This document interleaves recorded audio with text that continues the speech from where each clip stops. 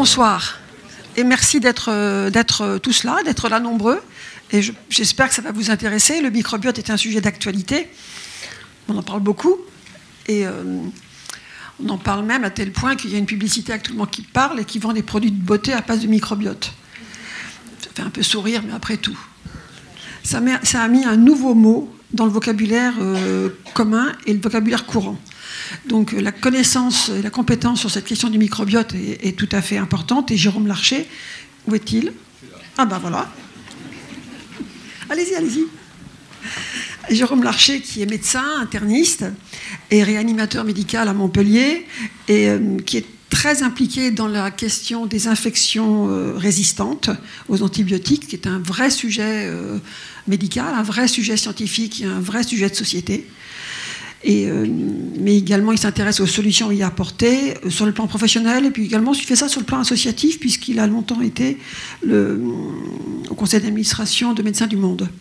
Donc c'est un homme qui, par ailleurs, a eu une expérience de dévouement et de présence dans le monde entier auprès des malades du monde entier, et notamment des pays en développement et pauvres, où les malades sont vraiment difficiles et compliqués à soigner. Donc, par ailleurs, en plus de la médecine et d'avoir un DEA en sciences, il a également un Master 2 de sciences politiques.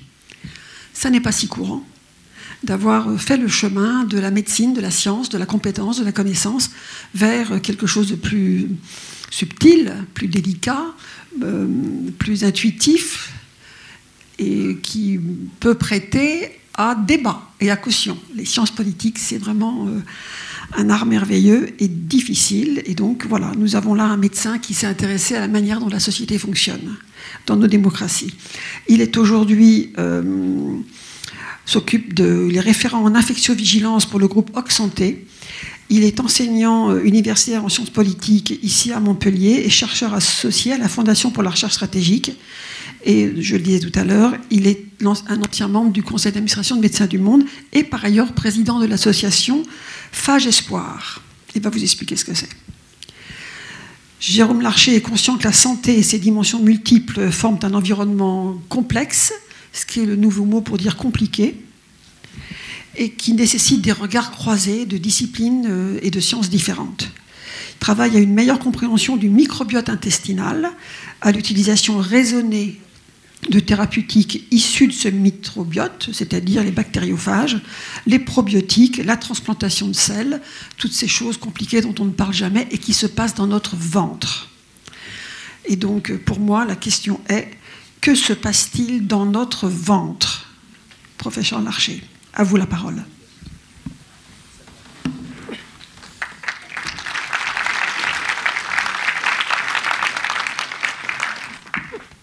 Madame la Présidente, merci pour cette introduction. Alors, je ne suis pas professeur, je suis que docteur, ce qui suffit largement. À vous présenter ce qui est un sujet d'actualité, bien sûr, un sujet de mode, mais qui en fait est bien plus qu'une mode. Je passe, voilà. Donc la question peut paraître un petit peu triviale. Hein. A-t-on un deuxième cerveau dans le ventre avec notre microbiote intestinal? Dit comme ça, on pourrait répondre oui, et puis comme ça, vous pouvez aller rapidement au restaurant.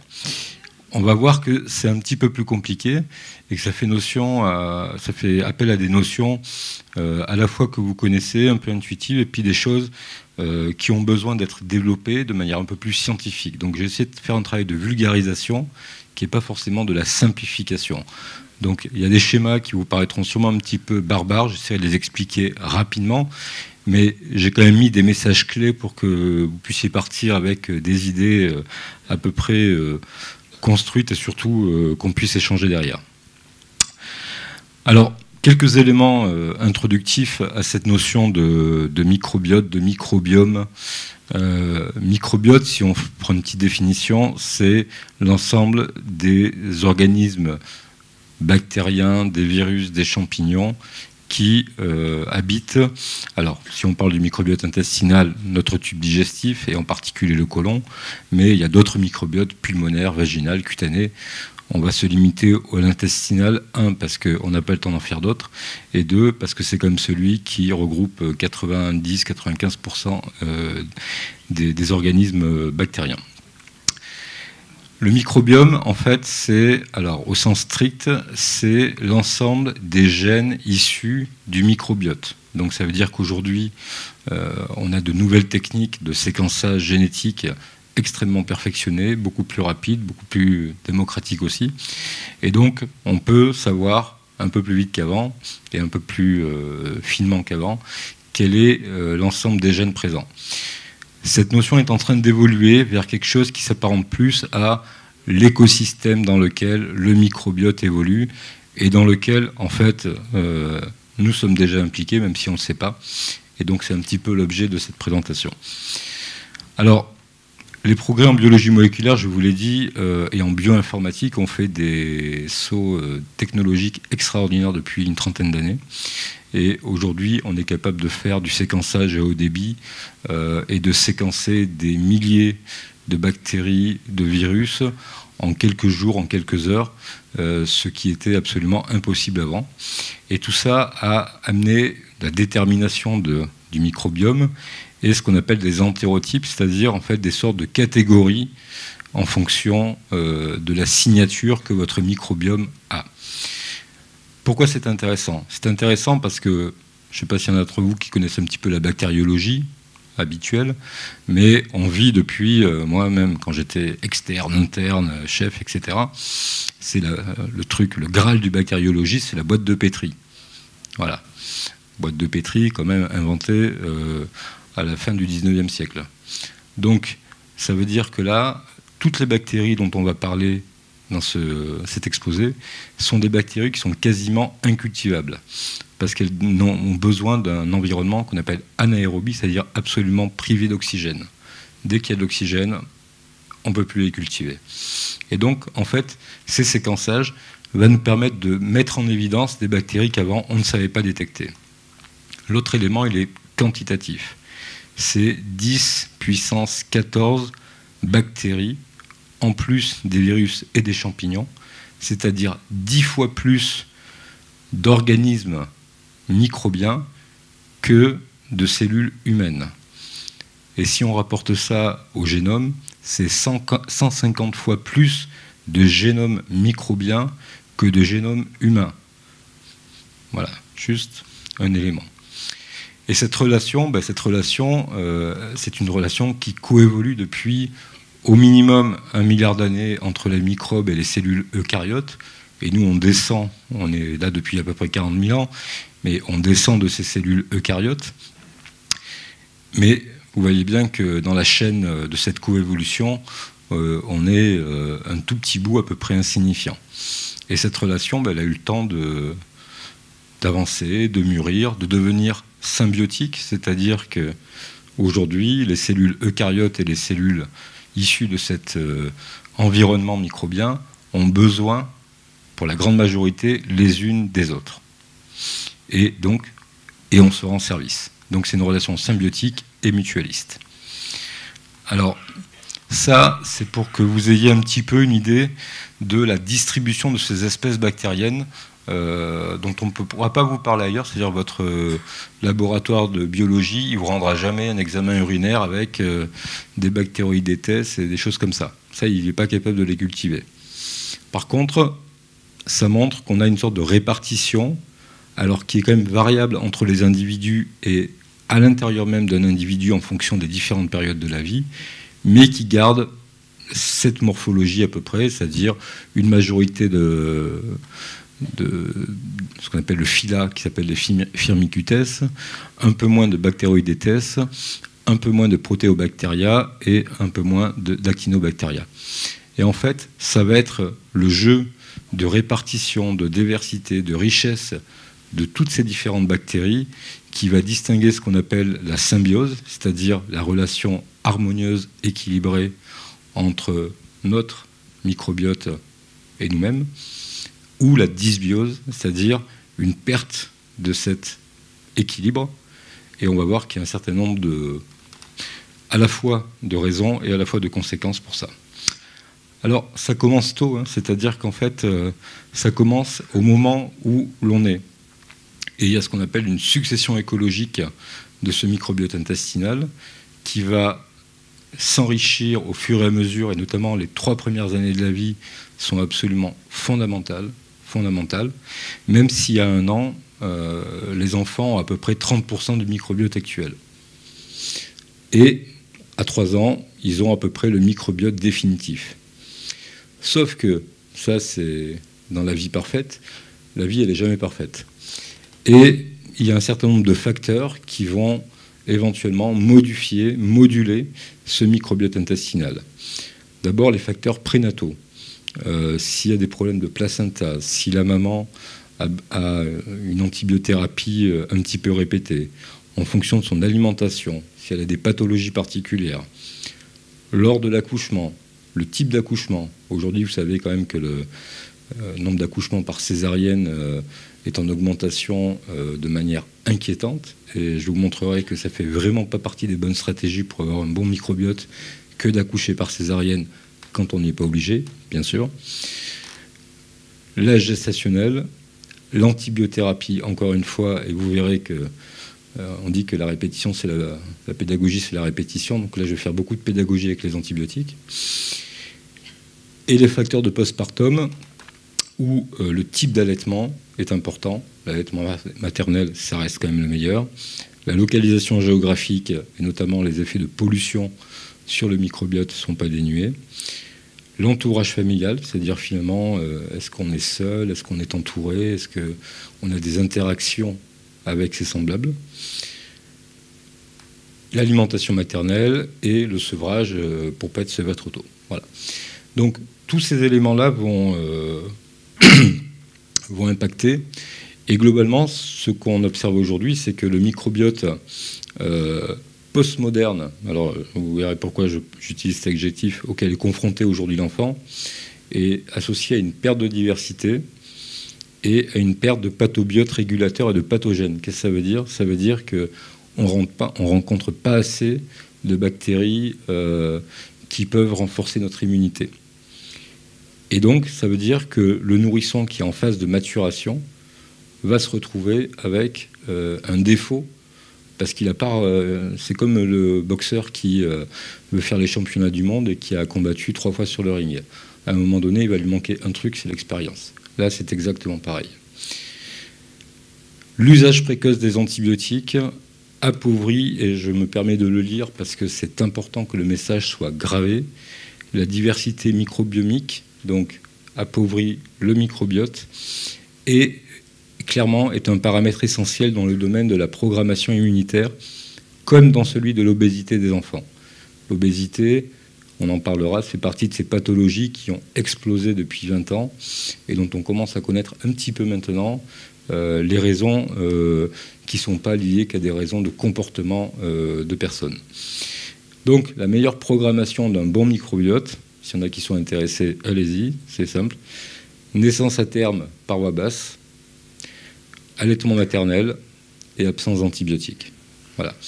Avec ça, déjà, vous assurez à l'enfant à naître et au nourrisson un microbiote de qualité. Alors, le microbiote va affecter un certain nombre de processus importants, des processus d'ordre métabolique, des processus liés à l'immunité, des processus dans le développement, qui soient au niveau de l'immunité intestinale, mais également au niveau neurologique, une protection contre les pathogènes, et va également impacter sur le comportement. Et c'est pour ça qu'aujourd'hui, on est en train de découvrir, on est en train de documenter, on est en train de prouver avec des travaux expérimentaux divers et variés dont on va un petit peu parler, que les dysbioses, donc c'est-à-dire ces pertes d'harmonie, ces pertes d'équilibre dans le microbiote, impactent au niveau des cancers et notamment des cancers digestifs, cancers hépatocellulaires, cancers coliques, l'asthme, l'allergie, les allergies aux nourritures, l'athérosclérose, des maladies hépatiques, tout ce qui est ce qu'on appelle stéatose hépatique non alcoolique, c'est-à-dire des surcharges du foie en Grèce chez des gens qui n'ont pas bu. Alors des fois, c'est parce qu'ils bouffent 3 paquets de bonbons par jour. Et des fois, on ne comprend pas pourquoi les gens ont des foies chargés en graisse. Et ça, c'est quand même un terrain extrêmement risqué pour faire un cancer du foie. Donc clairement, c'est la phase préalable. Et intéressant aussi, tout ce qui est maladies neurologiques de type maladie de Parkinson, Alzheimer, sclérose en plaques, autisme. Donc l'étude du microbiote permettra peut-être pas de répondre à toutes les questions, mais va quand même permettre de nous porter un regard réellement différent sur ces pathologies qui... et moi, je vous dis vraiment en premier, c'est-à-dire qu'il y a 5 ans, on m'aurait dit est-ce que tu penses que ces pathologies entre elles ont un rapport ? J'aurais dit ben non, je sais que c'est des gros pavés de chaque spécialité, mais il n'y a pas forcément un rapport. Et là, on est en train de trouver quelque chose qui peut-être interagit. Donc, après ce que je vous ai dit, vous allez me dire, ben voilà, c'est simple. On a une exposition pour diverses raisons à une faible diversité du microbiote, parce qu'on a pris des antibiotiques, parce qu'on ne mange pas bien. Donc tout ça, ça va déséquilibrer notre microbiote, ça va modifier notre système immunitaire, et puis on va avoir les maladies dont je viens de vous parler. Bon, c'est quand même un peu plus compliqué que ça. Donc cette fausse linéarité, il faut quand même aussi l'intégrer. Je ne vous dis pas ça parce que je peux vous expliquer tout ce qui va suivre, mais parce qu'il faut se méfier des gens qui vont aujourd'hui se baser sur ce premier schéma pour vous vendre la solution miracle. C'est un tout petit peu plus compliqué. Et donc on va essayer de rentrer dans cette complexité, qui n'est pas forcément une complication, mais voilà. Donc c'est ce que j'appelle la pyramide complexe du microbiote intestinal, qui en fait, au centre, vous allez avoir un petit peu les différents phénomènes induits. Alors, vous inquiétez pas, on va y revenir, donc là je passe un tout petit peu vite, mais les différents phénomènes induits par ces altérations du microbiote, avec à gauche les différentes pathologies qu'on va pouvoir rencontrer, c'est-à-dire de la dysbiose à une augmentation de la perméabilité intestinale, et puis les différentes pathologies, l'allergie à la nourriture, les atopies, les maladies inflammatoires digestives, etc., etc. Et à droite, vous avez quand même des éléments qui, eux, sont pas liés, c'est pas le microbiote qui agit, mais impactent quand même sur le microbiote, qui sont les facteurs environnementaux, qui aujourd'hui sont majeurs, qui sont le patrimoine génétique, et ça bouge pas. Et puis quelque chose qu'on commence à appréhender beaucoup mieux maintenant, qu'on appelle l'épigénétique. L'épigénétique, c'est en fait, on s'est rendu compte que c'est pas parce qu'on avait le gène dans notre génome que ce gène s'exprimait. Donc en fait, il y a une modulation à la fois dans le nombre de gènes exprimés, mais dans l'intensité aussi de cette expression, qui est liée à des facteurs qu'on appelle épigénétiques. C'est une manière de dire qu'on ne les connaît pas tous, mais en gros, pour dire que l'expression de notre génome, et qui va donner ce qu'on appelle un phénotype, c'est-à-dire une sorte d'image, cette expression-là, elle est dépendante de facteurs qui sont différents de nos bases d'ADN qui constituent notre génome. Je ne sais pas si je suis clair. Si ça ne l'est pas, vous pourrez me reposer la question. Premier point important, enfin deux premiers points. Premier petit chapitre, c'est sur l'antibiothérapie, résistance aux antibiotiques et microbiote. Alors, si vous ne le savez pas, je vous le dis, aujourd'hui, nous sommes face à une crise importante en termes d'antibiorésistance, c'est-à-dire que le nombre de bactéries résistant aux antibiotiques que nous utilisons tous les jours est en train d'augmenter de manière extrêmement, extrêmement inquiétante. À la fois parce que c'est véhiculé par des gènes de résistance qui, eux, n'ont pas besoin de passeport pour traverser les frontières. Et vous avez par exemple tous connu quelqu'un qui a fait peut-être une infection urinaire à Escherichia coli. Voilà, le truc basique. Voilà. Aujourd'hui, il y a un clone, c'est-à-dire un type de souche identique d'Escherichia coli qui fait 50% de l'ensemble des souches existantes dans le monde. Voilà. Et donc, quand vous revenez d'Inde ou de pays où il y a des taux de résistance encore plus importants, vous prenez le risque aussi d'avoir contracté une colonisation avec des germes encore plus résistants. Le problème, c'est que ça, c'est médié essentiellement par la pression de sélection, c'est-à-dire que plus on consomme d'antibiotiques, plus on génère de résistance. Et la France est le 3e plus mauvais élève en Europe. Donc on a quand même pas mal de progrès à faire là-dessus. Et le deuxième problème, c'est que l'industrie pharmaceutique s'intéresse globalement pas ou plus au développement de nouveaux antibiotiques. Donc on commence à arriver vers un entonnoir. Et moi, en tant que père, j'avoue que je m'inquiète un petit peu pour l'avenir de mes filles sur le traitement des infections. Voilà. Il ne faut pas oublier que la découverte de la pénicilline, elle ne date pas de 3 siècles. Hein. C'était en 1940. Donc en 80 ans, on a réussi quand même à brader quelque chose qui était extrêmement précieux et qui l'est toujours. Alors, donc ça c'était pour vous dire que c'est une donc c'est pas qu'une question de docteur, l'antibiorésistance. C'est chacun qui doit, à un moment donné, prendre ses responsabilités et partager les responsabilités. Alors, n'empêche qu'on a quand même besoin des antibiotiques parce que vous avez dans le monde une personne qui meurt d'infection, donc sepsis, c'est un terme un peu plus docteur pour dire infection, toutes les 3 secondes. Donc ça fait du monde. Et vous allez voir que finalement, tout ce que je vais vous dire sur le microbiote fait qu'on est dans un dilemme permanent entre considérer nos amis, les bactéries, comme des vrais amis, ou y aller au bazooka et écraser tout, comme on fait généralement quand quelqu'un vient nous voir avec une infection. Et probablement que la vérité se situe quand même, bien sûr, entre les deux. C'est-à-dire qu'aujourd'hui, numériquement, on a beaucoup plus de bactéries amies que de bactéries ennemies. Sauf que quand on a une infection un petit peu sévère, celle-là, elle peut vous tuer. Donc là, on a intérêt d'avoir un traitement qui marche. Mais ça ne veut pas dire qu'il faut tuer toutes les bactéries qu'on rencontre. Voilà. Donc, et être porteur d'une bactérie, ce n'est pas forcément non plus un problème. Si vous n'avez pas de signes, pas de température, pas de... Surtout, ne touchez pas. Surtout, ne touchez pas. D'accord. Voilà. Donc, et dans le microbiote, ce qui va généralement, et en tout cas dans nos sociétés occidentales, générer ou être un facteur de générer des stress répétés qui vont altérer la composition du microbiote, ce sont les antibiotiques.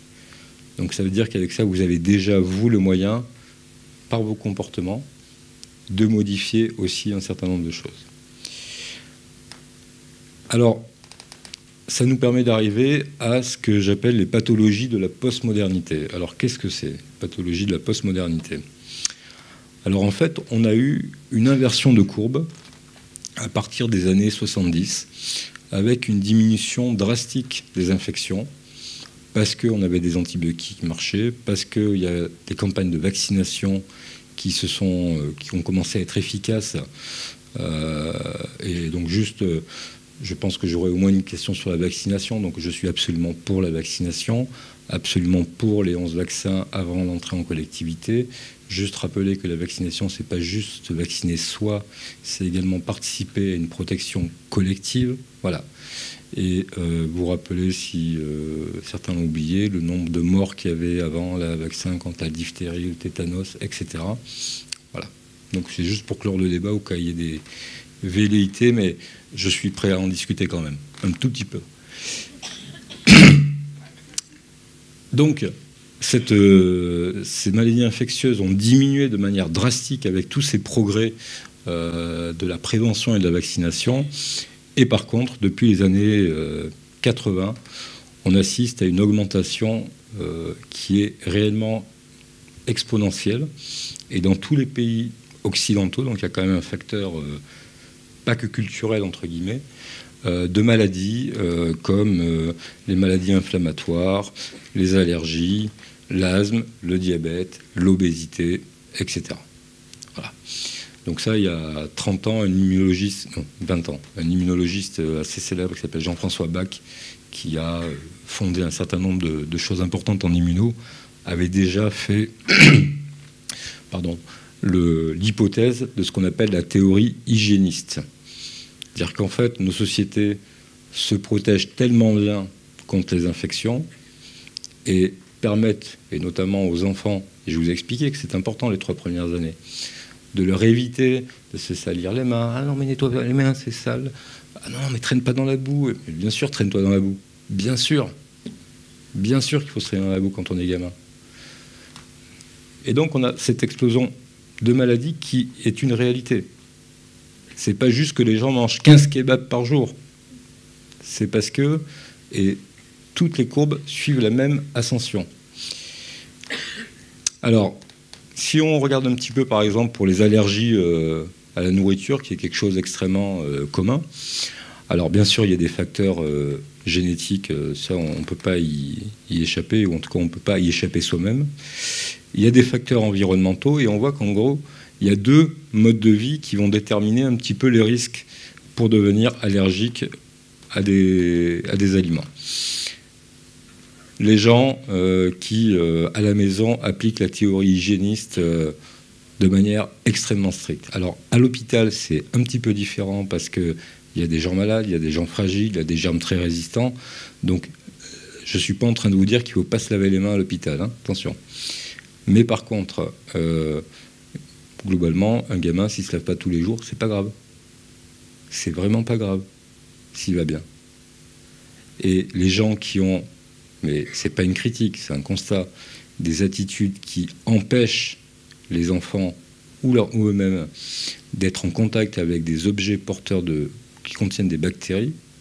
Et je vais vous expliquer qu'il y avait quand même beaucoup plus de bactéries bonnes pour nous que mauvaises pour nous. Voilà, prennent un risque. Les césariennes, risque majeur, parce qu'en fait, en passant par la filière génitale de la femme, l'enfant récupère le microbiote de la mère.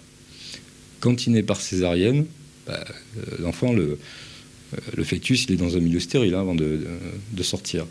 Donc ça veut dire qu'en fait, il sort avec un tube digestif qui va rester pendant quelque temps relativement propre, ce qui est absolument pas une bonne chose. D'accord ? Après, il y a tout ce qui est prise d'antibiotiques. Ah, j'ai un peu de température. J'ai une boîte d'Augmentin qui traîne à la maison. Hop là, c'est bien, vous venez de décaper un peu votre microbiote. Si vous ne le faites pas toutes les semaines, il va se remettre en état. Si vous le faites trop souvent, à un moment donné, vous aurez un microbiote altéré, dysbiotique, permanent. Et si vous faites ça à votre enfant, ce sera encore plus rapide. Tout ce qui est nourriture, tout ce qui est junk food, tout ce qui est petits pots avec le supermarketing, excellent pour donner des allergies alimentaires à vos enfants. Voilà. Donc, si vous voulez des gamins sans allergie alimentaire, vous leur faites rencontrer les copains, vous leur mettez des animaux, vous les emmenez à la campagne, vous les laissez un peu se rouler dans la boue, vous les engueulez pas quand ils arrivent avec le pantalon sale. Vous leur faites manger des choses plutôt fraîches, avec des fibres, des légumes. Vous les nourrissez au sein quand c'est possible, bien sûr. Mettre des probiotiques aux enfants, moi je vous dirais, vous leur donnez des yaourts, c'est super. Voilà. Et là, vous aurez une probabilité d'avoir un enfant avec une allergie alimentaire beaucoup moins importante. Alors, cette étude, elle étudiait le profil de microbiote intestinal chez des enfants qui ont de la dermatite atopique. C'est horrible. Pour ceux qui connaissent, c'est quand même... On souffre pour les gamins, quoi. Voilà. Et en fait, cette étude, elle est intéressante. Alors, je ne vous la détaille pas dans le détail, mais juste pour vous montrer, donc ça, ce sont les enfants qui n'ont pas de dermatite atopique. Et ça, c'est les enfants qui ont une dermatite atopique. Et en fait, ça, c'est la proportion de... Vous vous rappelez, les bactéroïdétes. C'était ce qui était en bas à gauche.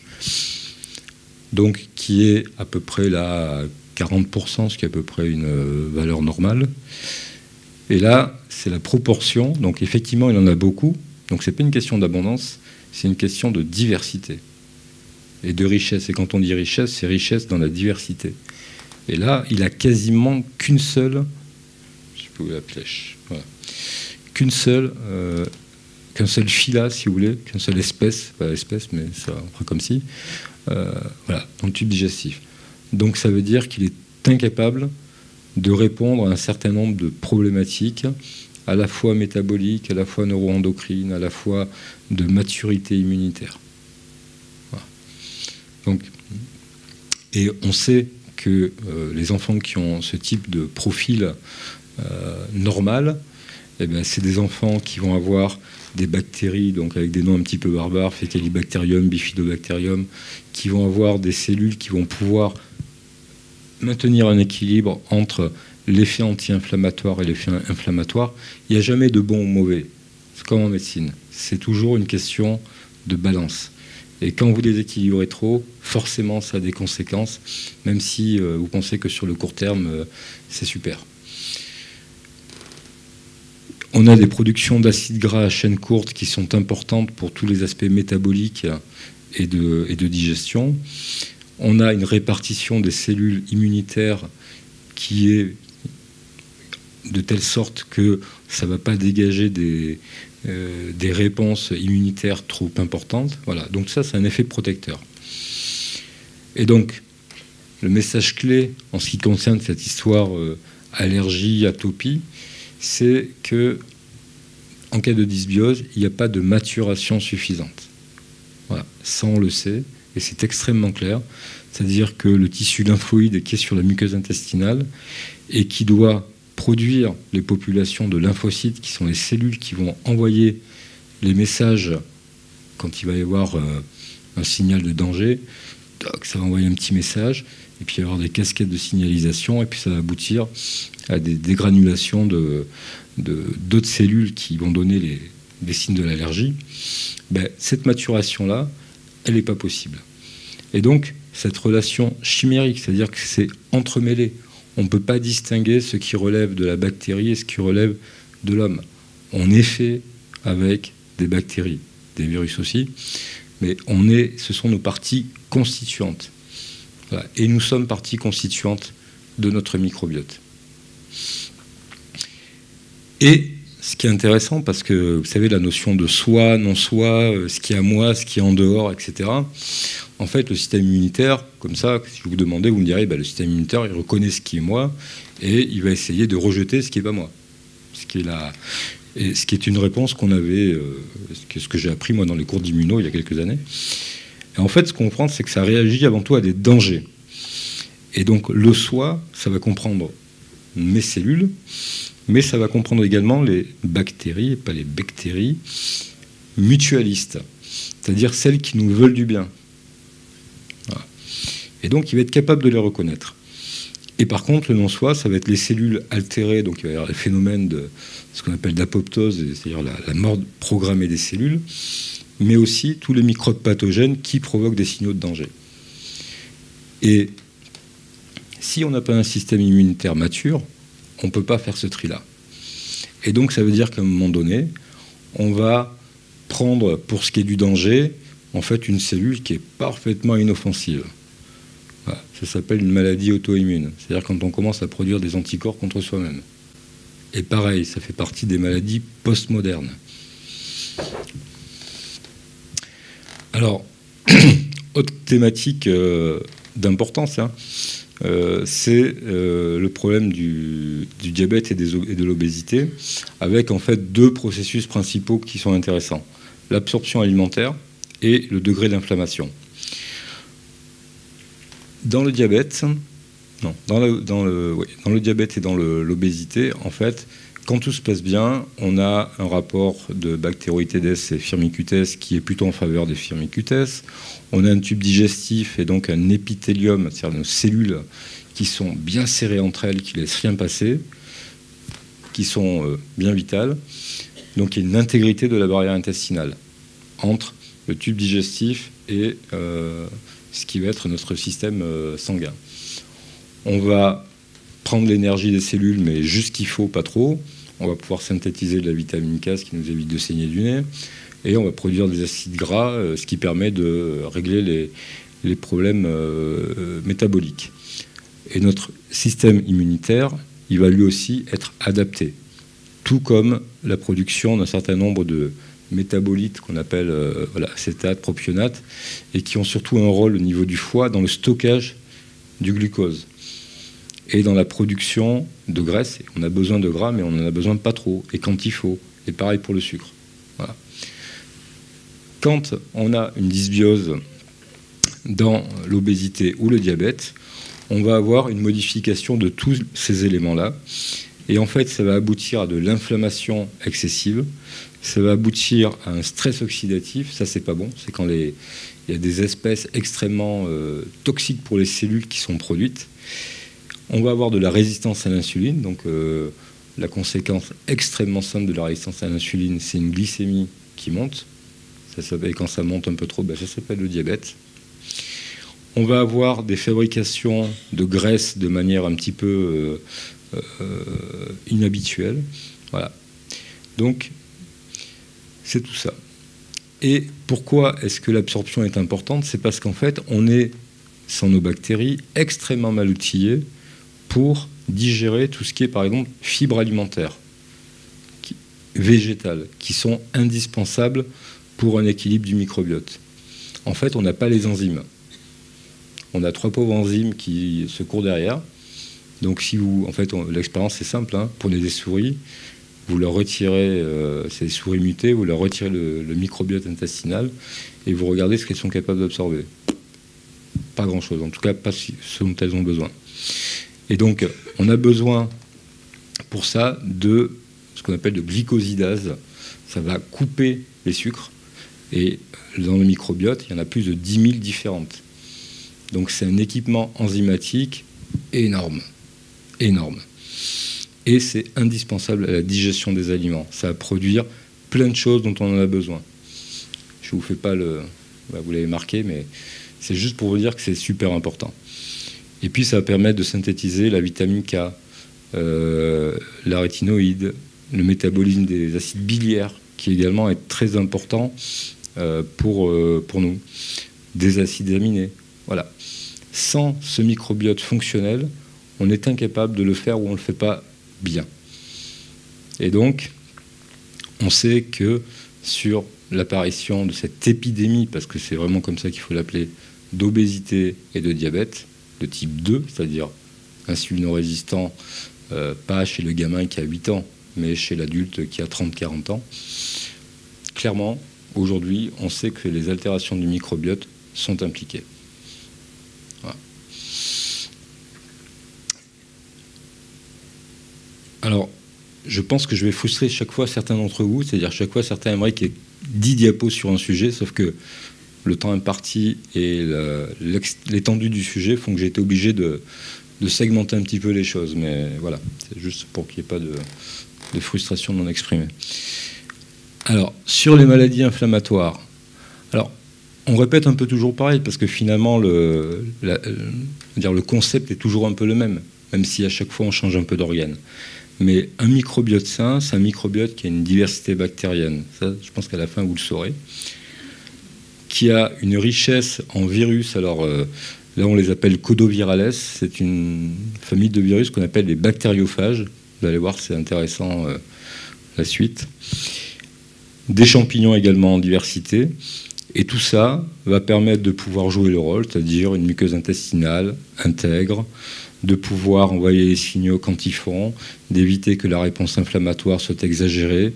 C'est-à-dire que quand il y a une réponse inflammatoire, il y a des mesures qui vont contrer ça et juste permettre qu'elle soit juste ce qu'il faut pour qu'on puisse se défendre sans se faire du mal. Voilà. C'est vraiment du calibrage. C'est du calibrage. Et quand on donne des antibiotiques, vous sortez le M16 et vous tirez dans la foule. Voilà. C'est pour vous donner une idée de la comparaison. Quand le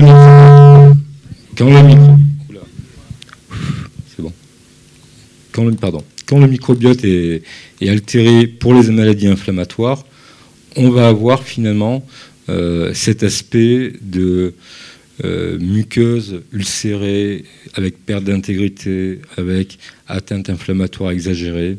Voilà. Donc, on ne va pas rentrer dans le détail de chaque maladie, mais pour vous dire que c'est un petit peu ce qu'on observe de manière générale. Et on a une répartition différente des bactéries qu'on a vues précédemment.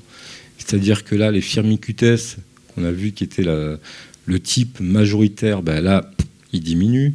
Les Bacteroidetes, ils vont monter. Les protéobactéria, ils vont monter. Alors c'est un peu plus embêtant aussi parce que ça contient des bactéries comme l'Escherichia coli, un certain nombre de ce qu'on appelle bactéries à gram négatif, qui sont quand même impliquées dans beaucoup de pathologies objectives chez l'homme. Donc quand il y en a un peu trop, ça peut se terminer par un sepsis grave, par une hospitalisation, par de l'AREA, etc.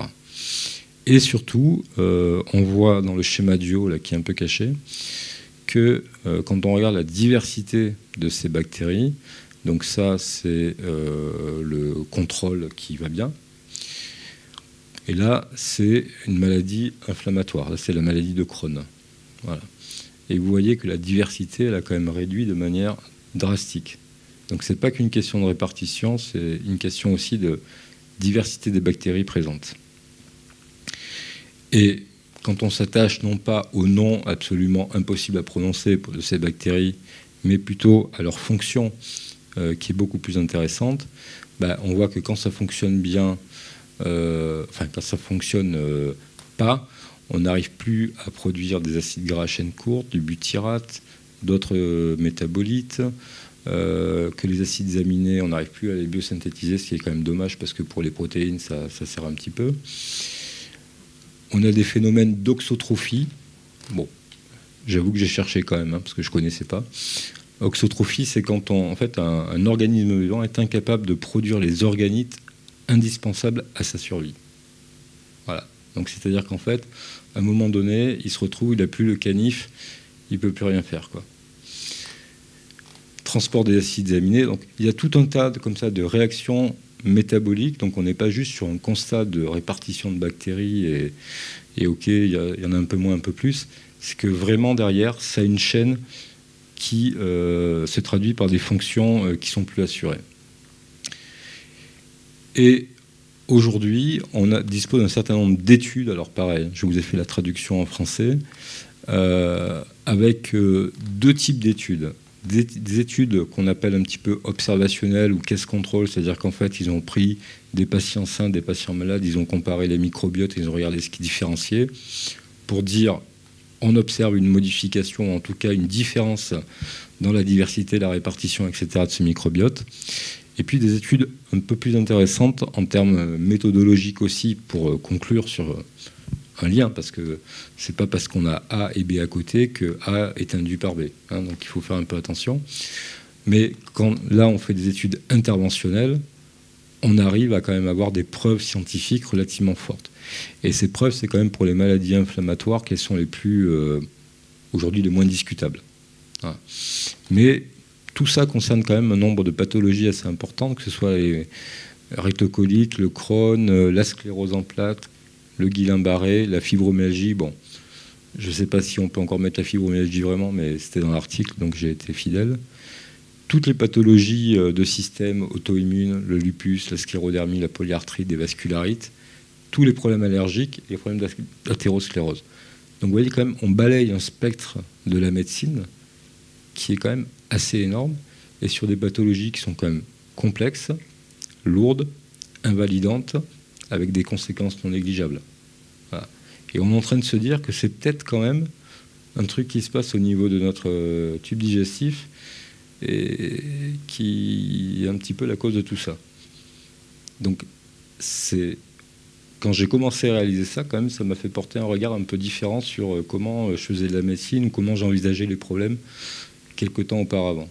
Voilà. Et peut-être ce soir, si j'arrive non pas à vous convaincre de tout ou que vous reteniez tout, mais peut-être juste changer quelque part un petit peu ce regard de choses qui paraissent complètement sans lien, mais qui en ont peut-être. Les cancers, je vous en ai parlé un petit peu tout à l'heure. On sait aujourd'hui qu'un quart des cancers sont induits par des pathogènes bactériens. Vous avez par exemple les cancers digestifs, les lymphomes digestifs, on sait que c'est Helicobacter pylori. Vous avez des lymphomes oculaires induits par d'autres bactéries. Donc il y a tout un tas comme ça de cancers auxquels on peut rattacher une bactérie.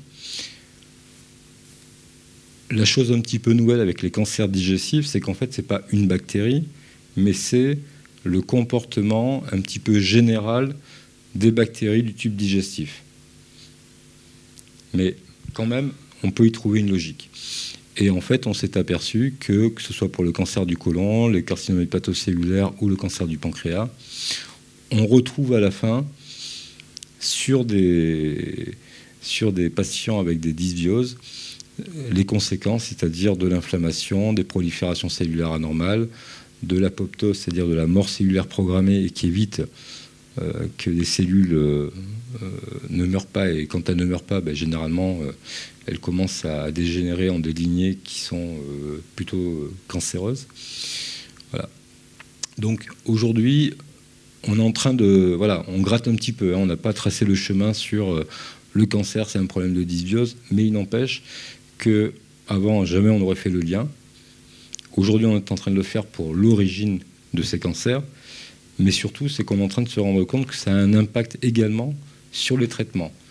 Et ça, c'est quelque chose d'un peu plus urgent à déblayer, parce que, en gros, on est en train de se rendre compte que le microbiote va devenir, ou pourrait devenir, un paramètre prédictif de la réponse à certaines chimiothérapies.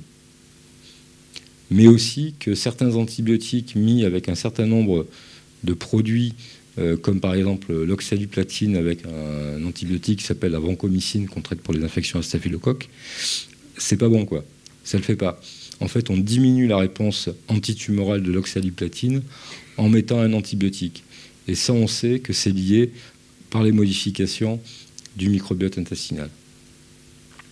Et c'est vrai aussi, aujourd'hui, on le sait, pour de l'immunothérapie, qui est quand même une manière de traiter des cancers qui devient extrêmement généralisée.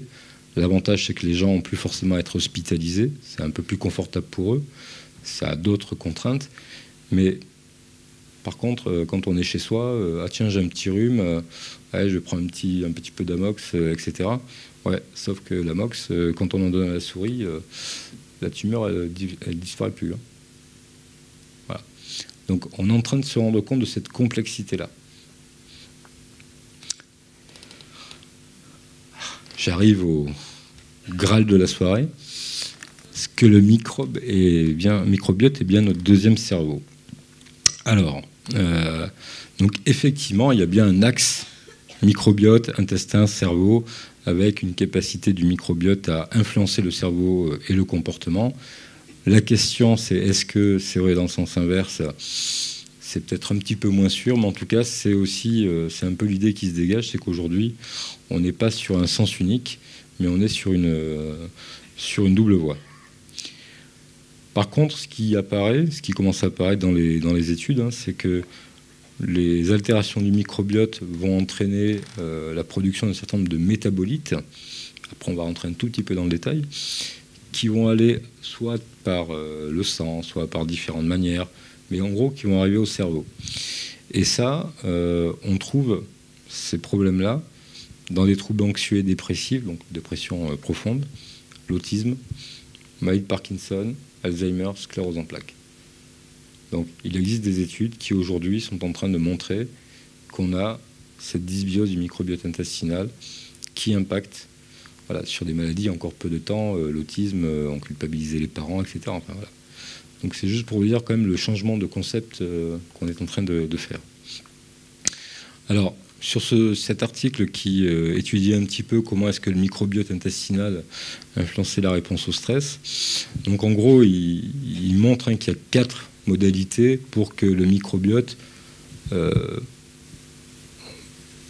pénètre au sens pas forcément physique, mais en tout cas biochimique, le cerveau. La voie métabolique. Alors, la première, ce sont les entérocytes, donc les cellules du tube digestif, qui vont produire des métabolites, alors que ce soit du liposaccharide ou du LPS, et ça va passer dans le sang et ça va passer dans le cerveau par la barrière hémato-encéphalique. Bon, je ne vous détaille pas, mais croyez-moi. Deuxième chose, c'est les neuropeptides. Pareil, c'est les cellules entéro-endocrines, donc des cellules tubes digestifs, mais qui fabriquent des peptides endocriniens et qui, là, pareil, vont passer dans le sang et atteindre le cerveau. Après, il y a la voie immunitaire, la voie immune. Donc là, le tube digestif, vous l'avez compris, il y a des cellules immunitaires. On en a parlé. Et ces cellules vont produire des produits qu'on appelle des cytokines et qui vont moduler un certain nombre de cascades de signalisation qui ensuite vont arriver au cerveau. Et puis il y a la quatrième voie, la voie neurologique, nerveuse, où là il va y avoir une stimulation des neurones du système nerveux entérique, qui lui-même est relié au système nerveux autonome, et notamment le parasympathique, et donc avec une action directe sur le système nerveux par cet environnement microbiotal. Donc, on est quand même aujourd'hui avec des preuves de cette existence, de cet axe objectif entre notre tube digestif et le cerveau. Alors, il y a des études qui ont montré qu'en fonction du trouble regardé, il y avait diverses variations de bactéries. Alors pareil, je ne vais pas vous faire la chose, c'est juste pour vous montrer un petit peu à la fois la complexité d'interprétation, parce que là, comme ça, on va bien croire les auteurs, mais globalement, qu'est-ce qu'on en fait? Il y a des variations, mais est-ce que ces variations sont celles qui modifient le comportement, ou est-ce que c'est des associations fortuites? Vous voyez, il y a encore beaucoup de questions, et donc ce que je vous donne, c'est pas des choses à prendre, c'est plutôt comment on ouvre un nouveau chapitre dans quelque chose qui va être, à mon avis, extrêmement révolutionnaire en termes d'impact. Voilà. Mais pour vous montrer quand même que des pathologies où il y a moins de 10 ans, on accusait les parents de torturer leurs enfants parce qu'ils étaient autistes, on se rend compte quand même que là, il y a le microbiote dont on peut peut-être se dire qu'on peut le moduler, vous avez vu, par des manières de comportement. Mais il n'empêche que ça, c'est des choses vraiment nouvelles, quoi.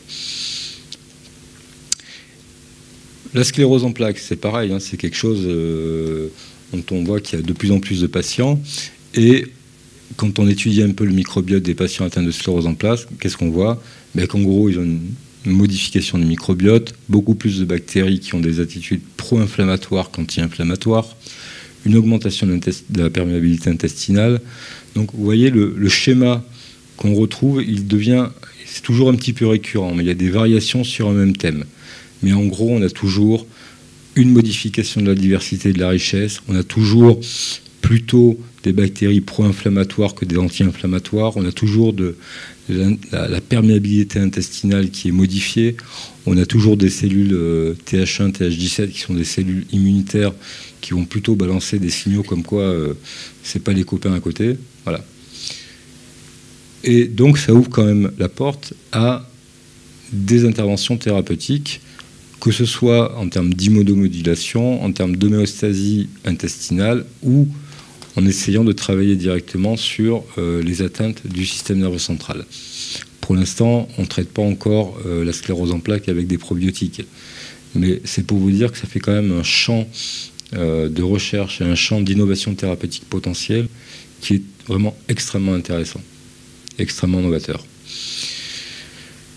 Et juste pour confirmer que, a priori, il y a bien une nature bidirectionnelle de cet axe microbiote intestin-cerveau, c'est-à-dire que notre microbiote, il impacte notre cerveau, il peut aussi modifier notre microbiote, parce que la lésion nerveuse, elle est quand même dans les deux sens, et que le microbiote intestinal est un modulateur environnemental de la démyélinisation inflammatoire du système nerveux central. C'est-à-dire que le microbiote module par son comportement ce qui se passe au niveau de nos neurones. Voilà. Alors, on va arriver sur...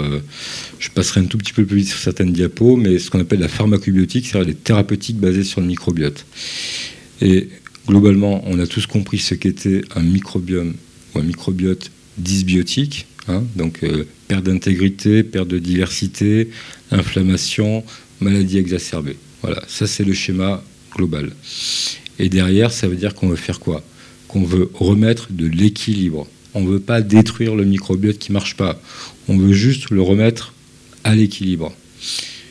Et pour ça, il faut restaurer la diversité, la richesse des bactéries, et pas que des bactéries, vous allez voir, du microbiote, et essayer d'agir pour qu'on ait un tube digestif qui soit intègre et qui soit moins anti-inflammatoire, et que cette balance entre le pro et l'anti puisse se faire correctement. Voilà l'enjeu. Alors, juste, vous n'êtes pas obligé de tout lire, hein. juste le bas qui est un peu encadré. Voilà. Alors, s'il levait un peu les yeux, c'est EAE, ça veut dire encéphalomyélite aiguë auto-immune. Voilà. En fait, ce sont des modèles expérimentaux chez la souris de maladies comme la sclérose en plaques qui permettent d'évaluer, alors c'est pas exactement une sclérose en plaques, mais en gros ça simule. Et ça permet de voir, de faire des interventions thérapeutiques et de voir si par exemple quand on colonise le tube digestif de la souris qui a une encéphalomyélite aiguë auto-immune avec du lactococcus, hop, ou du Bifidobacterium animalis, de voir ce que ça donne. Eh bien, ça diminue la sévérité, ça diminue la sévérité, ça modifie la production des interleukines et des signaux qui vont moduler la réponse inflammatoire et anti-inflammatoire. Voilà. Et il y a toujours des petites variations, mais pareil, ces variations sur le même thème. C'est-à-dire que la tendance est la même. Vous donnez des bactéries dont on sait qu'elles sont plutôt avec des propriétés anti-inflammatoires et qu'elles font partie plutôt des firmicutes, et vous arrivez à moduler la réponse thérapeutique sur un modèle expérimental. On est encore loin du traitement pour les hommes, mais ça veut dire quelque part que là, il y a une voie qui s'ouvre. Et donc ça veut dire qu'aujourd'hui, on peut très bien dire que le microbiote est une voie thérapeutique objective sur le traitement de la sclérose en plaques. Voilà. Alors, les problèmes de régime. Alors, je ne suis pas le docteur Cohen, donc il ne faudra pas m'interroger sur quel est le meilleur régime pour perdre 20 kilos rapidement. Ça, je ne pourrais pas vous le dire. Par contre, ce qu'on sait, c'est que les habitudes alimentaires aujourd'hui, c'est quoi? C'est manger gras. Je caricature un tout petit peu, mais quand même. Manger gras, manger sucré, manger pas forcément des choses naturelles. Voilà. On voit que quand vous mangez bien gras et bien sucré, ben, globalement, vous avez une altération des bactéries qui vont vous protéger et vous avez plutôt une augmentation en termes de présence et de richesse des bactéries qui vont être plutôt avec des propriétés pro-inflammatoires. Voilà. Donc, quelque part, le régime, entre guillemets, occidental, il est quand même plutôt comme ça, même si aujourd'hui on commence à basculer vers des choses un peu plus équilibrées. Et quand on regarde finalement les modes de vie traditionnels, on va dire il y a quelques temps, où les gens accouchaient à la maison, avaient des grandes familles, donc ça se croisait, voilà, ça faisait du bruit, c'était pas toujours propre, etc., mais ça vivait quand même fort, où les gens étaient plutôt en milieu rural, où ils n'avaient pas d'antibiotiques, le SMER, il n'y avait pas de docteur, ou pas les moyens pour y accéder, ou pour se laver à l'eau chaude avec du savon, c'était pas toutes les semaines, etc. Voilà. Bon, ça paraît comme ça très reculé, mais enfin, il y a quand même plein de régions dans le monde où les gens vivent comme ça. Et quand on fait les comparaisons, par exemple, de microbiote des enfants des États-Unis et des enfants du Maghreb, bah, je peux vous dire que le microbiote des enfants du Maghreb, il est au top, quoi. Voilà. Donc, ça ne veut pas dire qu'au Maghreb, ils n'ont pas de savon. Ça veut simplement dire que le mode de vie extrêmement urbanisé, extrêmement médicalisé, extrêmement aseptisé, extrêmement junk food, à un moment donné, il se paye. Et il se paye, en fait, au niveau de notre tube digestif et des conséquences qu'il y a. Donc, je ne suis pas en train de vous dire qu'il faut revenir au savon une fois par semaine. Je suis en train de vous dire qu'il y a peut-être quand même des choses à repenser dans nos modes de vie, dans nos modes de consommation, dans nos modes de rencontre, voilà, et qui aujourd'hui ne sont pas des questions médicales. Là, c'est clairement des questions sociétales. Donc ça veut dire que vous êtes autant concerné que peut-être que je le suis, pas comme docteur, mais comme citoyen. Voilà. En tout cas, pour moi, c'est des vraies questions qui méritent au moins d'en débattre.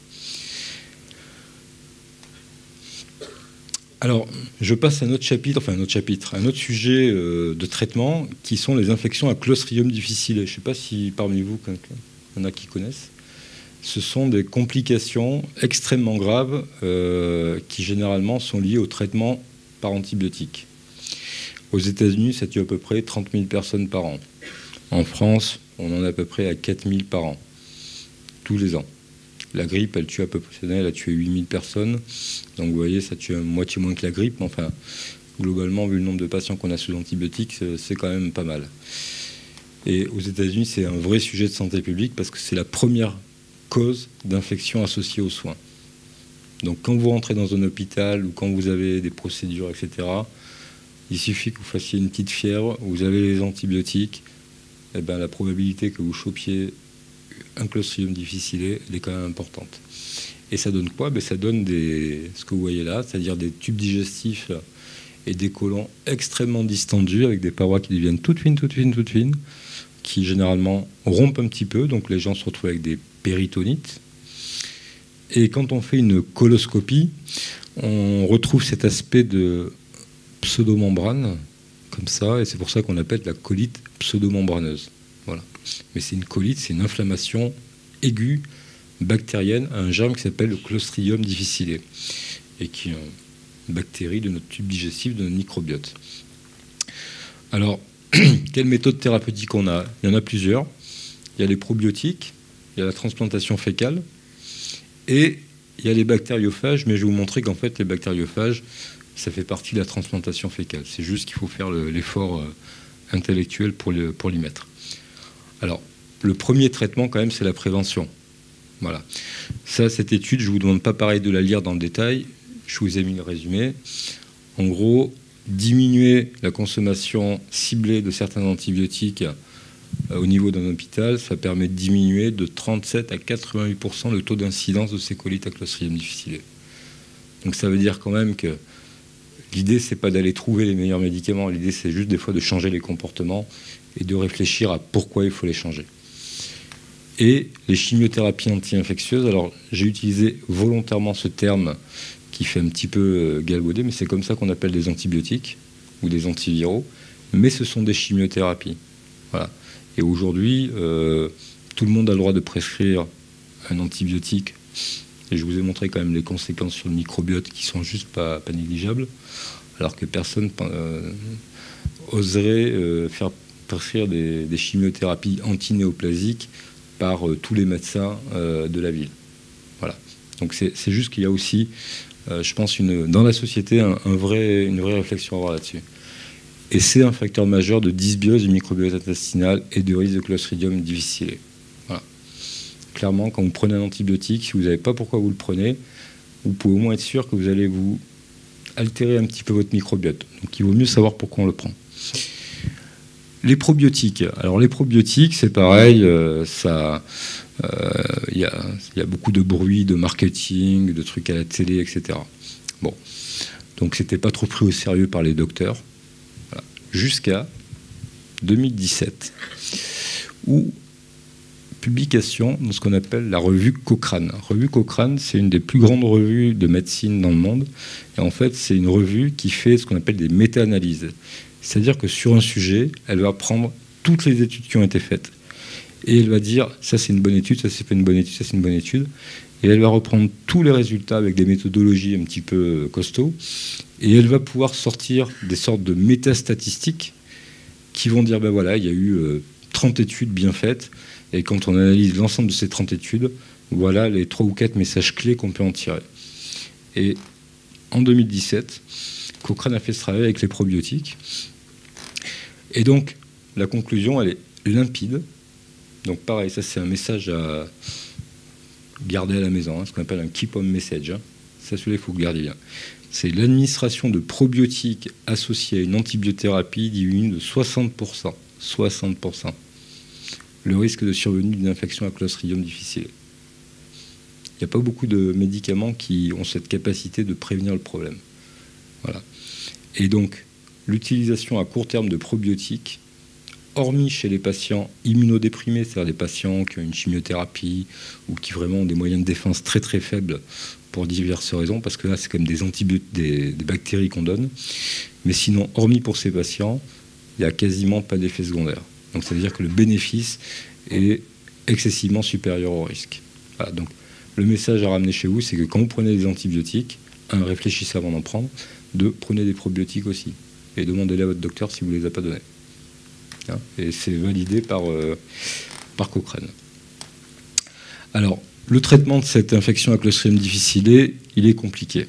il est compliqué, souvent les gens font des récidives, donc il y a des recommandations qui ont été faites, donc là je passe un peu rapidement, mais les recommandations européennes et américaines, c'est que en cas de récidive d'infection à Clostridium, on peut recourir à la transplantation fécale, qui est la première et pour l'instant la seule vraie thérapeutique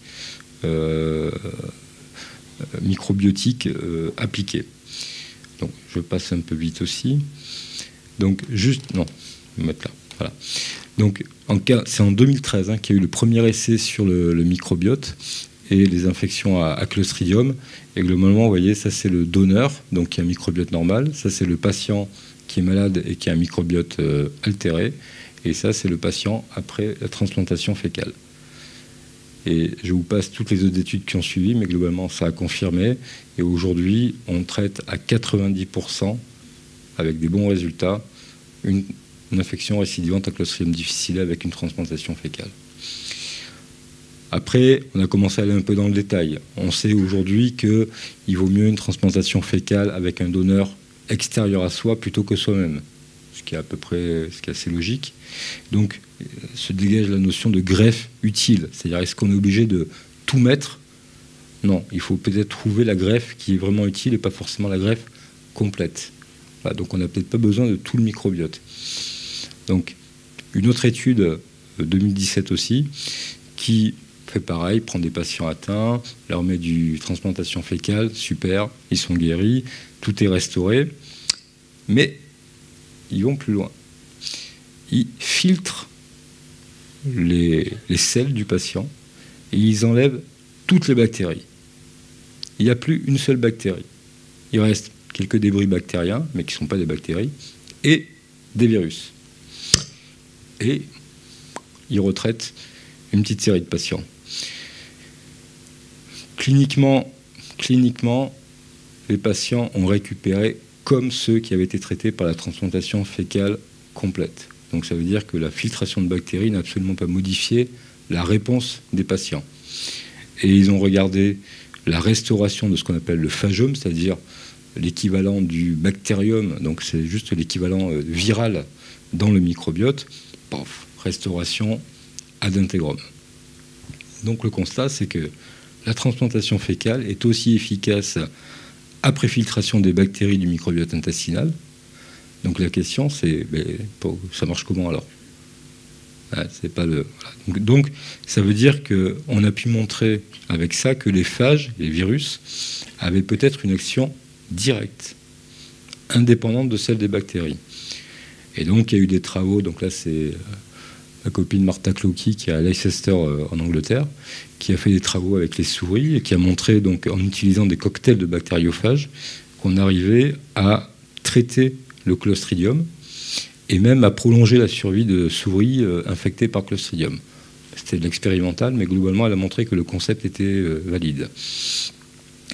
Et d'autres études, en gros, ont montré qu'on pouvait restaurer la diversité et la richesse d'un microbiote intestinal en faisant des transplantations non pas de bactéries, mais de virus. Voilà. Bon, après, ça amène aussi d'autres questions, c'est-à-dire qu'on s'est aperçu que quand le donneur n'avait pas une richesse en certains types de virus particuliers, le résultat était moins bon. On s'est aperçu aussi qu'en fonction de la maladie, ça marchait très bien avec le Clostridium, donc l'infection dont je vous ai parlé, ça marche moins bien avec les maladies inflammatoires de l'intestin. Donc vous voyez, on est en train d'intégrer, d'arriver progressivement à cette complexité. C'est pas juste je mets un truc, ça marche, allez, next. Non. On commence à comprendre que ça marche, mais on ne sait pas encore exactement à 100% comment. Et surtout, on s'aperçoit que si on veut traiter d'autres maladies, il va falloir rentrer dans des choses beaucoup plus fines et finalement beaucoup plus intéressantes aussi.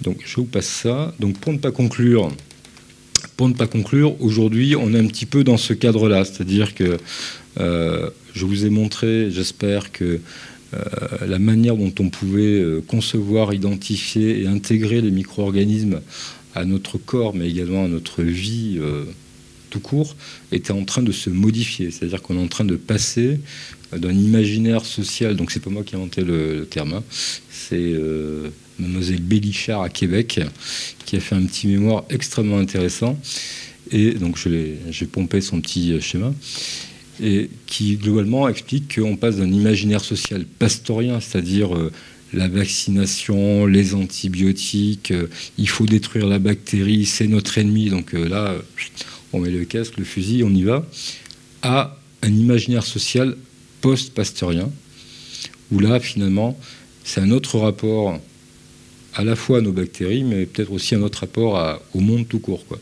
Voilà. Après, c'est la manière dont on le fait qui a son importance. Et c'est toujours dans les détails que se niche le diable. Donc aujourd'hui, on est à peu près là. C'est-à-dire on a une politique de neutralisation des micro-organismes. On est malade, une infection, on sort les antibiotiques, on dégaine, on dégomme. Non, mais c'est comme ça, hein, je veux dire. Et je fais ça tous les jours, donc je peux vous en parler. Mais on a aussi, même si c'est insuffisant, une politique pour utiliser les antibiotiques de manière la moins mauvaise possible. C'est ce qu'on appelle la politique du bon usage des antibiotiques. Et là, je vous ai expliqué que tout le monde était concerné, pas simplement les docteurs. Donc c'est pas la peine de mettre la pression à votre docteur. S'il vous dit non, c'est pas la peine, c'est qu'il a ses raisons. Voilà. Après, vous pouvez aller voir un deuxième docteur. Au bout du troisième, vous en aurez des antibiotiques, mais sauf que vous aurez fait, je pense, une mauvaise affaire pour vous et pour la société. Donc ça, aujourd'hui, on est là. Probablement qu'il faut un changement de cadre et passer de ce cadre à gauche à un cadre plutôt en haut, avec toujours faire attention aux antibiotiques, et ça veut dire que quand il faut les utiliser, il faut les utiliser, mais se dire qu'on peut peut-être réouvrir un petit peu les vannes sur notre regard, sur notre perception par rapport au monde microbien. Oui, globalement, les microbes, les bactéries et les virus sont plutôt nos amis. Oui, il y en a quelques-uns, ce n'est pas nos amis du tout, mais ceux-là, on commence à bien les connaître. Mais par contre, la majorité, eux, c'est nos amis. Et ce n'est pas une raison, parce qu'il y en a quelques-uns qui ne sont pas sympas, de fermer la porte à tout le monde. Donc, il faut mettre en place un peu de filtrage et bien savoir à qui on a affaire. Mais ça, il faut le faire avec quand même un regard scientifique, c'est-à-dire que tout ce que je vous avance, c'est pour ça que j'ai pris un peu le temps, mais il fallait faire la démonstration de ça, parce que c'est pas juste ce que je pense, c'est aussi la science qui commence à le montrer. Il faut le faire avec prudence et mesure, parce qu'il y a encore beaucoup de choses qu'on ne connaît pas, et il faut éviter de tomber dans des comportements radicaux, d'où mon positionnement extrêmement clair sur les antivax et un certain nombre de choses qui sont absolument, je pense, non fondées scientifiquement et dangereuses, et pour ceux qui les défendent et pour les autres. Voilà.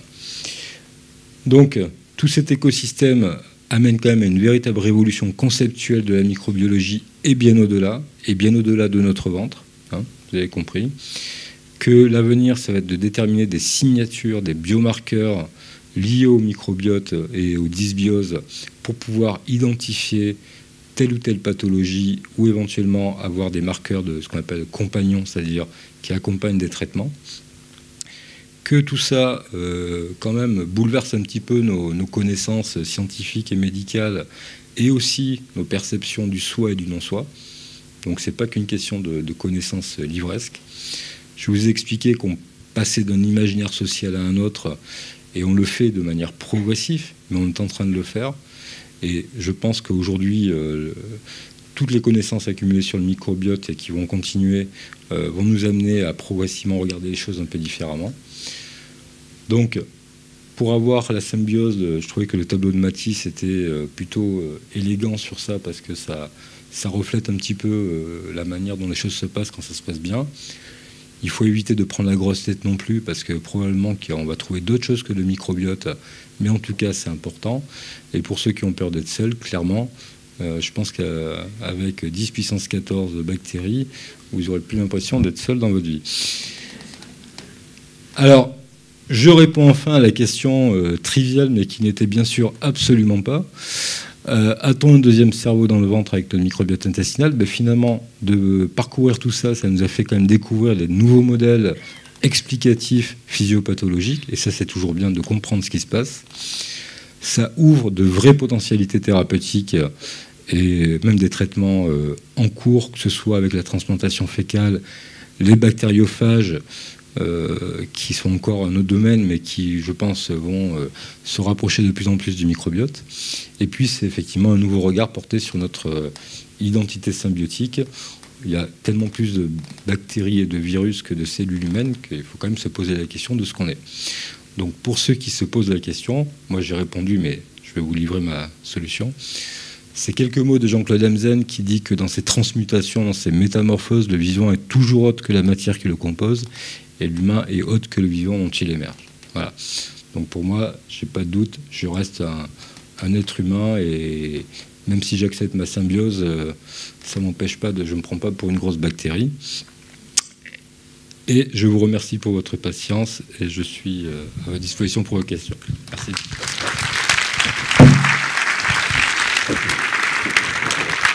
Oui, bonsoir docteur. Oui, alors vous nous demandez d'être un petit peu post-pastorien, voilà. Mais en même temps, vous avez clairement signalé en début d'exposé que vous n'étiez pas contre, par exemple, 11 vaccins. À mon époque de jeune maman, quand j'étais jeune maman, c'était 5 ou 6, pas plus. Et mes enfants ne sont pas très malades. Donc, là, je sens comme un paradoxe, ou du moins, ou alors je n'ai pas compris, parce que ne faut-il pas se méfier de toute cette prévention, et ne faut-il pas que nos organismes se frottent à ces gentils microbes et virus? Alors, comme beaucoup de choses dans la vie, ce qui importe, c'est la nuance des positions. Donc ça veut dire que c'est ce que j'essaie d'expliquer dans le schéma, alors peut-être qu'il n'était pas assez clair, et c'est autant pour moi. Je pense que la théorie hygiéniste, où effectivement on est protégé de tout et on se confronte à rien, elle est délétère. Et ça, on a les arguments pour le dire, et les pathologies postmodernes l'attestent.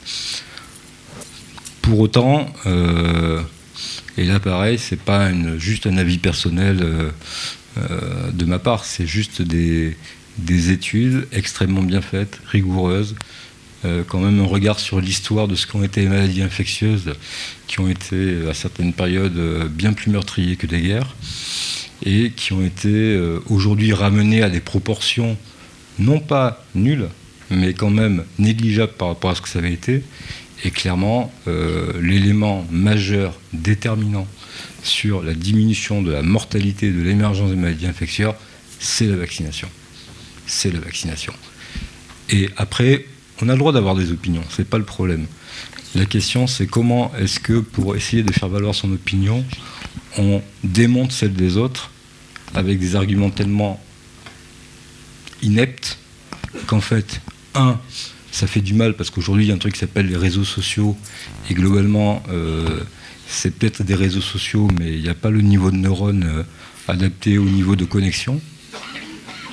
Première chose. Deuxième chose, c'est tellement plus facile aujourd'hui de faire passer des fake news et finalement de rendre après la réponse du message complètement inaudible. Mais voilà, donc c'est pour ça que j'ai préféré en parler tout de suite, parce que je savais que la question allait arriver. Et en même temps, je vous dis, à la fois, je respecte toutes les positions. Le problème de la vaccination, c'est que c'est pas qu'une question d'individu. Voilà, c'est-à-dire je ne vous enlève pas votre liberté de réfléchir, votre liberté de penser, de décider, sauf qu'à un moment donné, on vit dans des sociétés où le sens du collectif, du bien commun, doit aussi parler. Et la vaccination fait partie de ces modalités. Alors après, on peut dire 6 ça va, 11 c'est trop. Bon, très honnêtement, les gens qui sont contre les 11, ils étaient aussi contre les 6. Voilà. Mais c'est pas qu'une histoire individuelle, c'est une histoire collective. Et la vaccination individuelle, on le voit pour la grippe, hein. Les gens, quand ils se vaccinent, ça ne les protège pas que, ça protège aussi l'entourage. Donc cet aspect-là, il est fondamental. Voilà. Et aujourd'hui, on revoit des gens, et on revoit des malades avec des maladies, avec de la rougeole, etc., ça devient très problématique. Alors, je ne veux pas faire le débat là-dessus, parce que, c'est un débat, je pense, si on commence à entamer, il n'y aura pas de fin. J'entends votre argument, non, mais, bien sûr, non, mais votre expérience, si vous voulez, elle est intéressante, en même temps, elle n'est que votre expérience personnelle. C'est-à-dire que vous ne pouvez pas me dire, parce que vos enfants qui n'ont pas été vaccinés vont bien, que les enfants qui n'ont pas été vaccinés vont bien. Il faut juste séparer ça. Voilà. Mais je ne veux pas faire le débat là-dessus, parce que, franchement, il y a plein d'autres questions plus intéressantes à faire. En tout cas, plus autres à faire, pas plus intéressantes. Oui, je ne suis pas du tout contre les vaccinations, docteur, mais je me demandais juste pourquoi on était passé à ce nombre-là de 11 tout à coup. Quelles étaient donc ces maladies nouvelles qui étaient apparues pour qu'on s'en affole tout à coup et que brusquement on passe de 5 ou 6 à 11 ? C'est ça ma question. Je ne suis absolument pas contre les vaccinations. Écoutez, très honnêtement, ce ne sont pas des maladies, nouvelles. 2, ce sont des maladies qui se transmettent par des modalités qui sont liées au fait aussi que les gens se croisent un peu plus avec le mode de vie qu'on a. Et je ne suis pas là pour... voilà.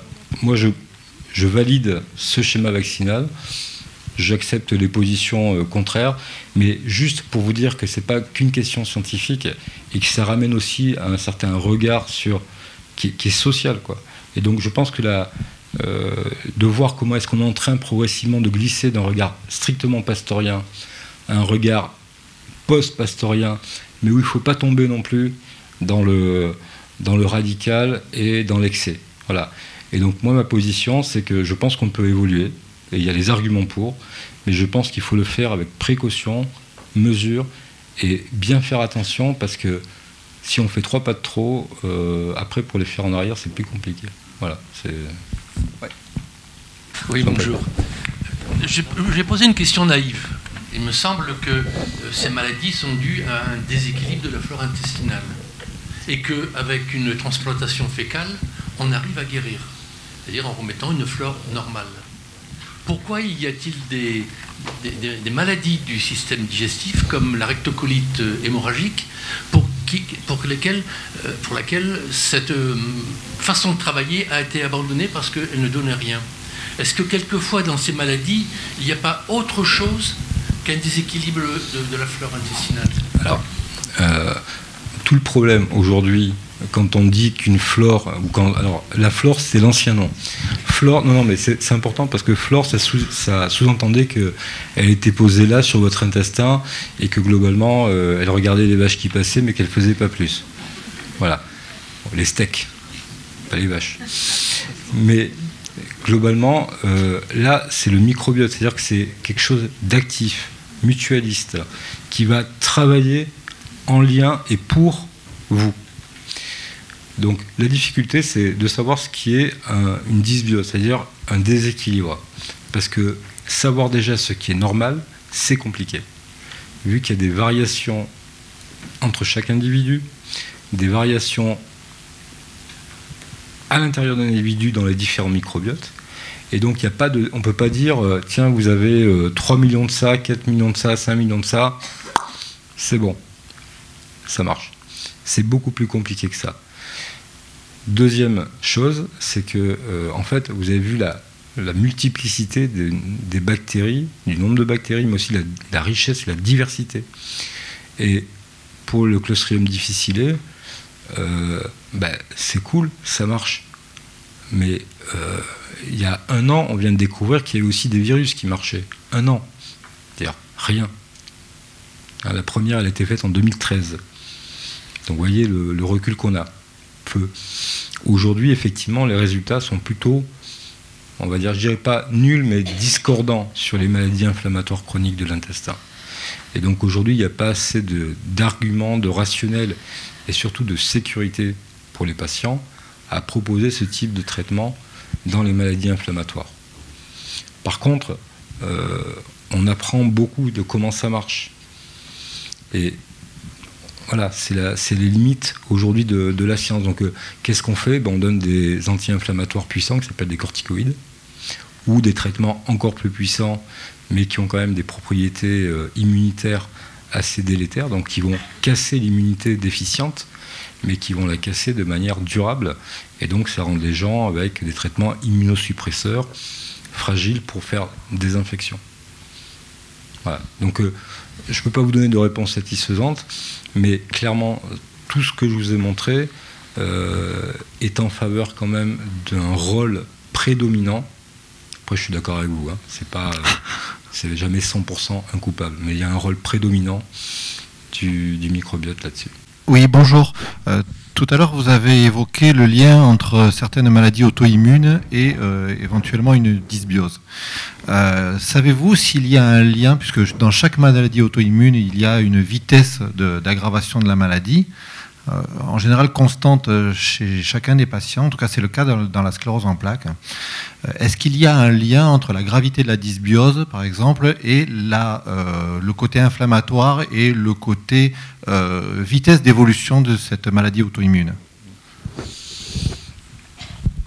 Alors, ce que je pourrais vous répondre, c'est qu'effectivement, quand même, on peut mettre un lien entre le degré de dysbiose et le degré de mauvais équilibre de la réponse inflammatoire, parce que ça c'est quand même direct.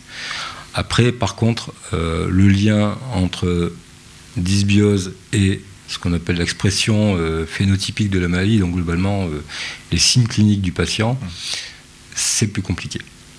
C'est plus compliqué. En fait, il semble quand même que quand la maladie est déclarée, on peut peut-être moduler la maladie. Est-ce qu'on peut la guérir avec du traitement visant à réguler la dysbiose? Ça, c'est plus compliqué. Pour l'instant, je vous ai montré, hein, les dernières études, c'était sur des souris et des modèles d'encéphalopathie auto-immune. Voilà. Donc, on a encore à ce niveau-là. Mais ce qu'on peut montrer, c'est qu'une fois qu'on met des probiotiques, bah oui, on a une réduction de la sévérité de la maladie. Mais c'est chez les souris, donc c'est pas forcément extrapolable tout de suite chez l'être humain. Mais c'est une voie prometteuse pour trouver des solutions. Je ne parlais pas vraiment du traitement, je parlais du fait qu'en fait on pouvait constater qu'il y avait un déséquilibre majeur sur des formes, par exemple, de maladies auto-immunes qui avaient une expression majeure. C'était juste ça. C'est pas en cadre de traitement. Le quantitatif est compliqué. Le quantitatif de la mesure de la dysbiose est compliqué parce que dans un même individu, même sans être malade, il peut y avoir des variations. Donc est-ce que cette variation est physiologique? Est-ce que cette variation est liée à une modification de la maladie? C'est compliqué à dire. C'est juste pour donner quand même le champ de l'inconnu qui reste encore sur ça. Mais c'est une question très pertinente. Oui, bonjour monsieur. Voilà, moi, je voulais vous demander, parce que j'ai vu beaucoup d'émissions sur les virus bactériophages pour remplacer les antibiotiques. Et ça se pratique énormément aux États-Unis et à ce qui paraît, en France, il y a très peu d'études. Est-ce que vous pensez que la France va faire des efforts dans ce sens? Alors, en France, ça se débloque un petit peu avec l'Agence du médicament qui soutient quand même et la recherche et des applications au cas par cas de bactériophages. Voilà. La difficulté aujourd'hui, c'est d'avoir des bactériophages qui remplissent les normes de sécurité sanitaire et donc de production. En fait, c'est considéré comme un médicament pour la faire courte. Oui, je sais. Voilà. Mais donc ça implique en fait d'avoir des modes de production qui soient ceux d'un médicament et des contrôles de sécurité sanitaire qui vont avec. Donc l'ANSM a quand même, donc l'Agence du médicament a quand même beaucoup réfléchi, parce que ce sujet-là, j'y suis depuis quelques années, et je peux vous dire qu'il y a une dizaine d'années, c'était même pas la peine de leur en parler. Voilà. Et là, depuis 3 ans, quand même, ils ont fait des efforts. Est-ce que ça suffit? Probablement pas. Mais bon, aujourd'hui, il nous faut un peu plus de travaux aussi, d'études, pour savoir exactement dans quelles conditions on les applique, comment, etc. Voilà. C'est parce que je pensais aux infections nosocomiales certaines infections nosocomiales, les gens étaient obligés d'aller aux États-Unis pour se faire soigner, c'est dommage, quoi. Alors qu'on sait que c'est juste un virus, quoi. Vous voyez ce que je veux dire? Non, alors les infections, les infections nosocomiales sont des bactéries. Oui, mais c'est juste un virus qui permet de soigner. Oui, mais c'est juste un virus. Alors, Je vous la fais très très courte, mais en gros, les bactériophages, il y a 2 types de bactériophages. Il y a des bactériophages qu'on appelle lytiques, c'est-à-dire qu'ils vont lyser les bactéries, et c'est ceux-là qu'on utilise, d'accord ?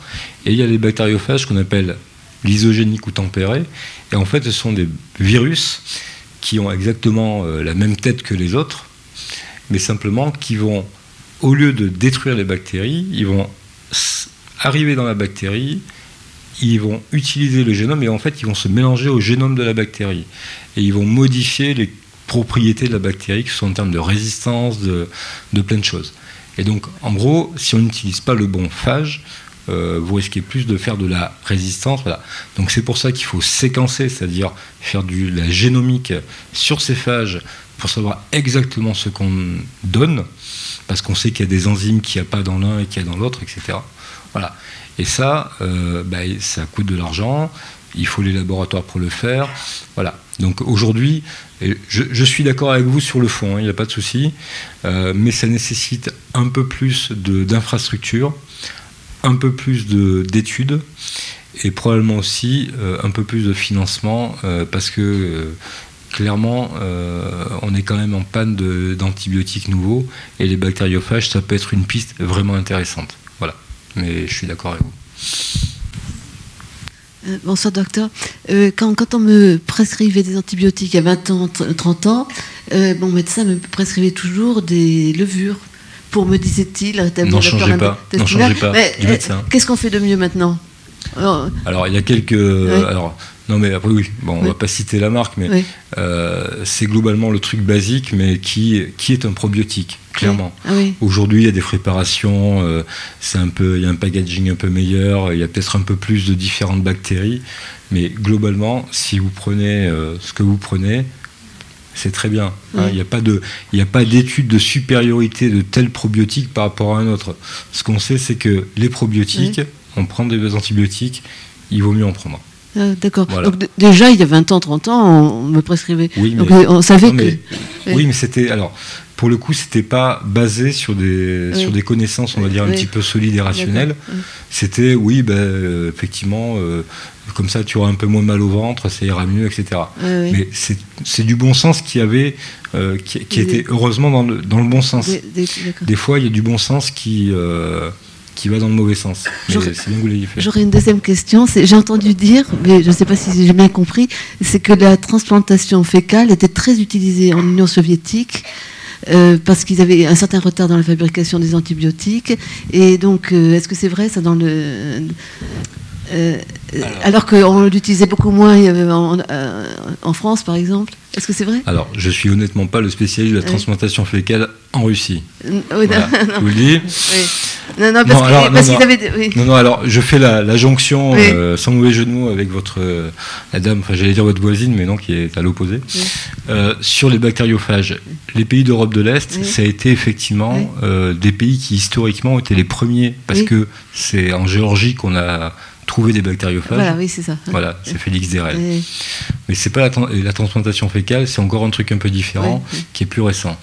Mais effectivement, dans tous les pays d'Europe de l'Est, entre le mur de Berlin, le fait qu'ils n'avaient pas accès aux antibiotiques, qu'ils avaient moins d'argent, etc., ils ont utilisé. Et aujourd'hui, vous allez à Moscou, vous achetez des bactériophages comme on achète des boîtes d'aspirine en France, quoi. Et est-ce qu'ils ont un meilleur microbiote, justement Est-ce que ça a été étudié, ça ? J'allais dire quelque chose, mais s'il y a des Russes, je sors pas de la salle, donc je ne sais pas. C'est ça. Oui, bonsoir.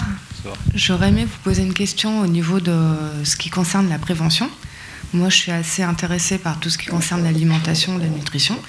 Je voulais savoir si une personne qui consomme déjà à la base beaucoup de produits naturels, notamment via un régime paléo ou ce genre de choses, devrait toutefois prendre des probiotiques en complément alimentaire et enfin, de façon générale, pour les gens en général, est-ce qu'il serait intéressant de prendre des probiotiques de façon en complément alimentaire au quotidien ou pas forcément? Alors, il n'a jamais été démontré que prendre des probiotiques au quotidien est utile, si tant est qu'on ait une alimentation entre guillemets équilibré, normal, ça veut rien dire, mais en tout cas équilibré, et surtout qui suivent un petit peu on va dire au moins en creux, c'est-à-dire que c'est pas tellement ce qu'on prend qui est important, c'est surtout ce qu'on ne prend pas. Et si vous prenez un régime riche en graisse, riche en sucre, pauvre en fibres, là, je vous mets le tampon 100% microbiote altéré. Voilà. Vous prenez du paléo. Je ne connais pas le détail du régime paléo parce que je ne l'ai jamais fait. Voilà. Mais surtout, je ne suis pas persuadé que ce soit forcément équilibré et qui corresponde aux conditions pour avoir un microbiote. Microbiote, ils ont besoin de fibres, hein, vous l'avez vu. Notre corps, il a besoin de fibres, il a besoin de végétaux, il a besoin de légumes, de fruits, etc. Il a besoin d'un peu de viande aussi, pas exagéré, ou de protéines, animales ou végétales. Voilà. Il n'a pas besoin de coca, il n'a pas besoin de graisse, il n'a pas besoin de sucre, il n'a pas besoin de trucs comme ça. Et de graisse en trop grande quantité ou trop saturée. Voilà. Donc si on n'a pas les graisses qui peuvent un peu se couper, c'est pas bon. Voilà. Et je pense quand même, mais ça c'est un peu une règle de vie, que les choses, quand on les fait avec de la mesure, généralement on y arrive. Je pense que d'être radical dans un sens comme dans un autre, au bout d'un moment, ça... Pendant que je vous parle, je repense à la vidéo de la fille végane là, qui s'est fait prendre en train de bouffer un bout de poisson. Enfin, voilà, c'était ridicule. Simplement parce qu'elle avait envie d'un bout de poisson, et tant mieux pour elle. Tant mieux pour elle, mais pour vous dire aussi à quel point la pression sociale, elle n'est pas à mettre de côté par rapport à nos comportements alimentaires. Donc à un moment donné, il faut juste se dire, si je veux un microbiote, qu'est-ce que je fais ? J'arrête de prendre des sodas, je mange des fibres, je mange équilibré, je fais du sport, voilà. Je veux dire, je ne vais pas vous donner de recette miracle, hein. Je vous l'ai dit d'emblée. Il faut juste ne pas faire ce qui, aujourd'hui, on le sait, altère le microbiote. Déjà, si vous faites ça, vous avez vos chances. Merci. Bonsoir. Une question de prévention. Lorsqu'on met les intestins et le tube digestif au repos en jeûnant, comment réagit notre microbiote ? C'est là que je n'avais pas prévu. Alors, non, ce que je peux vous dire, c'est que le jeûne, globalement, quand c'est ponctuel, pas trop répété, pas trop longtemps, ça fait plutôt du bien. Parce que globalement, il y a quand même une sorte de détoxification, si vous voulez, où ça nous fait plutôt du bien. Après, comment est-ce que le microbiote réagit à du jeûne ? Ça, j'avoue que je réfléchis, voir si j'ai vu passer un papier ou un truc comme ça. Mais j'avoue, très honnêtement, que je ne me suis même pas posé la question. Et votre question, elle est extrêmement intéressante. Voilà. Donc, ce soir, je regarderai.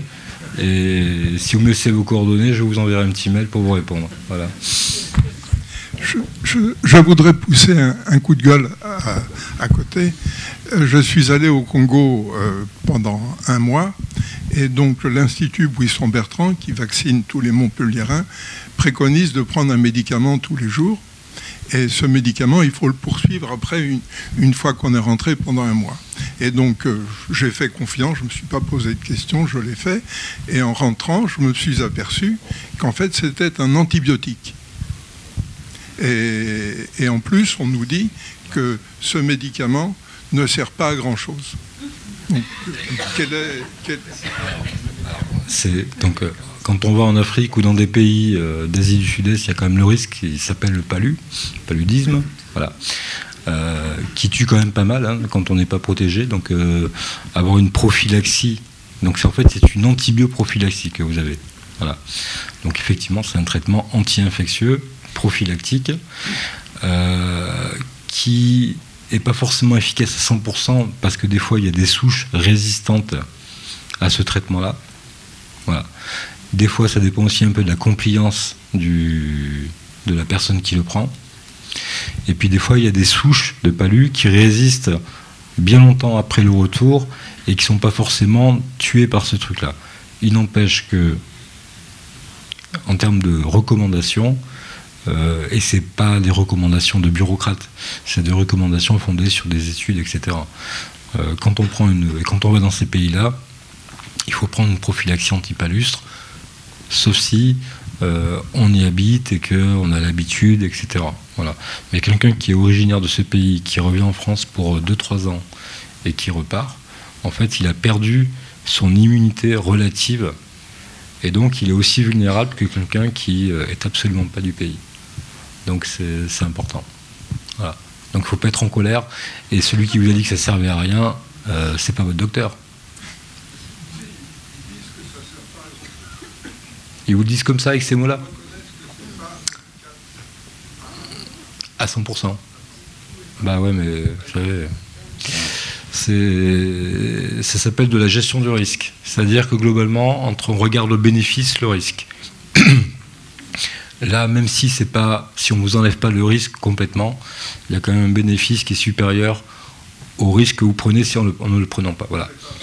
Non, mais tant mieux pour vous. Bonsoir. Est-ce que vous connaissez cette expérience qui a été faite dans une prison, je crois que c'est en Angleterre ou au Danemark, où on a modifié le régime alimentaire des prisonniers, on leur a donné à manger beaucoup plus de fruits et de légumes, moins de viande, et on a observé leur comportement. Au bout de 6 mois, ils étaient presque tous paisibles, presque plus agressifs. Et les surveillants étaient très contents. Pourquoi cette expérience n'a pas été généralisée? Alors, je ne connais pas cette expérience, mais tant mieux pour tout le monde. Hein, je veux dire, c'est pour les prisonniers, pour les surveillants, si l'ambiance est plus détendue. Alors, c'est intéressant parce qu'effectivement, ça ramène à la fois aux questions de régime et d'impact sur le microbiote, aux questions de troubles du comportement et de troubles anxieux et dépressifs, dont on sait maintenant quand même le lien direct avec le microbiote intestinal. Et donc effectivement, des gens qui partent d'un régime hamburger, soda quotidien à des fruits, des légumes, etc. Quelque part, on peut se demander... Alors, après, il faut se méfier, je vous l'ai expliqué, le coup de la linéarité, ça c'est un classique. C'est-à-dire qu'on voit A, on voit B, et parce que A suivi B, on estime que B dépend de A. Ah. Donc j'entends ce que vous me dites. Je ne peux pas vous dire si c'est réellement la modification de régime alimentaire qui a eu un impact direct sur ça. En tout cas, il me manque quand même des données pour faire ça. Mais clairement, aujourd'hui, ce qu'on sait réellement, c'est le fait que les fibres végétales et les régimes pauvres en sucre rapide et en graisse sont quand même beaucoup plus inducteurs de microbiote symbiotique. 2, qu'un microbiote dysbiotique peut, sous les conditions que je vous ai montrées, entraîner des véritables troubles du comportement. Et donc après, est-ce qu'un simple régime alimentaire peut modifier le comportement de prisonniers en prison? Je ne sais pas si c'est aussi simple. Je pense qu'il y a quelques autres facteurs qu'il faut prendre en compte. Mais en tout cas, c'est peut-être, comme souvent dans la vie, quelque chose de multifactoriel, et peut-être qu'effectivement le régime alimentaire avec un comportement un peu plus détendu a été peut-être associé à d'autres choses. Voilà. Donc je ne peux pas répondre ni oui ni non, mais en tout cas ce que vous décrivez, c'est quelque chose qui peut rentrer en tout cas dans les considérations que j'ai développées tout à l'heure. Voilà. Après, je ne peux pas vous dire que la salade tous les jours, ça rend tous les prisonniers heureux. Il y a quelques... Je pense qu'il faudrait le dire sinon à Nicole Bellouet, mais... Voilà. Et merci pour la question. Bonsoir. Moi, je parle dans le micro, là. Voilà, je voudrais gentiment critiquer le titre de la conférence, si vous permettez. Est-ce que vous ne pensez pas qu'en parlant, alors il est sympa le titre, le biotope, un deuxième cerveau, mais est-ce que vous ne pensez pas qu'en utilisant ce terme, on reste un petit peu dans le même piège conceptuel? C'est-à-dire que là, dans la conférence, vous nous démontrez qu'on a fait peut-être on s'est un petit peu égaré en confondant, en confondant les organes et l'organisme. Les organes, c'est une abstraction, c'est quelque chose qu'on a construit, et c'est une vision qu'on a eue du vivant. Et maintenant, on confond les deux choses. On confond le cerveau, l'esprit. Je veux dire, dans le corps humain, les informations, elles circulent partout. On commence à comprendre comment fonctionne l'écosystème, et en relation avec tout l'écosystème, peut-être d'une manière beaucoup plus large. Est-ce qu'on n'est pas piégé en utilisant ce terme? Alors, j'étais un peu confus, peut-être moi aussi. Non, mais le fait que vous posez la question, ça montre quand même qu'on n'a pas été mauvais dans le choix du titre. Voilà, c'est-à-dire qu'on s'est dit on va un peu les titiller, ben ça marche, donc super. Non, parce que ce matin j'ai reçu un tweet de quelqu'un, je ne vous dirai pas qui, mais qui me disait votre titre je le trouve pas terrible parce que moi j'avais plein de chercheurs de neurosciences à vous proposer. J'ai dit ouais c'est bien, mais en fait on va pas parler complètement de ça. Ah oui, mais le titre alors c'était peut-être pas celui-là qu'il fallait mettre. Bon, au moins quelque chose ça interpelle et ça crée de l'échange. Après on est d'accord ou pas, mais c'est mieux que rien. Deuxièmement, je pense que le terme cerveau, c'est un terme qui effectivement traîne dans la littérature, plutôt la littérature pas forcément high level, c'est-à-dire qu'on retrouve très souvent dans Biba, etc., etc. Un peu moins souvent dans les revues médicales de niveau moyen, et plus du tout quand on commence à parler sérieusement PLOS ONE, etc. Donc c'est plus pour signifier en fait la mise en importance, parce que le cerveau c'est quand même un organe important, donc quand on parle d'un organe comme un deuxième cerveau, c'est voilà, on te met sur le piédestal et on reconnaît ton importance. Et moi c'est comme ça que je le vois, c'est-à-dire qu'à la fois il y a cet axe microbiote, un cerveau qui existe, mais on voit que il n'est pas unidirectionnel, donc c'est pas le cerveau le chef, c'est tout le monde qui joue une partition, et le chef d'orchestre, on va dire qu'il est plutôt au niveau du tube digestif. Mais par contre, on reconnaît l'importance de cet organe, et aujourd'hui, si on avait voulu bien faire, il aurait fallu inviter un infectiologue, un gastro-entérologue, un neurologue, un rhumatologue, un médecin interniste. Donc en fait, il fallait inviter tout l'hôpital ou toute la clinique pour vous parler de ça, parce que c'est réellement transversal. Voilà. Donc c'est un élément important. Et moi je pense que ce titre-là, on n'a pas choisi non plus par hasard. C'est parce que quelque part, c'était, oui, ça part du ventre. Ok, est-ce que c'est un deuxième cerveau? Et vous avez noté qu'on avait quand même mis l'interrogatif. Donc on était aussi en mesure de dire non. Mais surtout, ça veut dire que c'est un organe, et j'espère avoir montré que c'est extrêmement important, et il faut lui donner l'importance, pas le considérer comme un cerveau, mais lui donner l'importance qu'on donne à notre cerveau. Voilà. Je ne sais pas si j'ai bien répondu, je suis peut-être un peu confus aussi. Mais... bonsoir. Moi j'avais une question par rapport au domaine de l'infectiologie. Vous parliez de la septicémie. Non. Du choc septique. On parlait du sepsis. Choc septique. Ouais, sepsis, voilà. Voilà, parce que vous dites que un peu l'usage d'antibiotiques, ça fait un peu bazooka, tout ça, mais moi personnellement, j'ai fait 2 chocs septiques, et peut-être que sans antibiotiques, je ne serais pas là, même s'il y a quand même un taux de mortalité élevé. Donc moi, je suis pas tout à fait d'accord avec ce discours. Les antibiotiques, un peu, c'est un bazooka, tout ça. Mais je veux dire. Alors, je suis ravi de vous répondre, et je sais exactement ce par quoi vous êtes passé, parce que j'ai fait 15 ans de réanimation. Oui, donc, globalement, le choc septique, c'était juste mon pain quotidien. Voilà. Oui. Donc, c'est effectivement quelque chose, c'est 25 à 40% de mortalité. Donc, et on peut s'en tirer avec ou sans séquelles, etc. Donc, c'est gravissime. Voilà. Septicémie, je vous dis pourquoi je vous ai repris, pas du tout méchamment. C'est simplement parce que c'est un terme qui aujourd'hui n'a plus cours.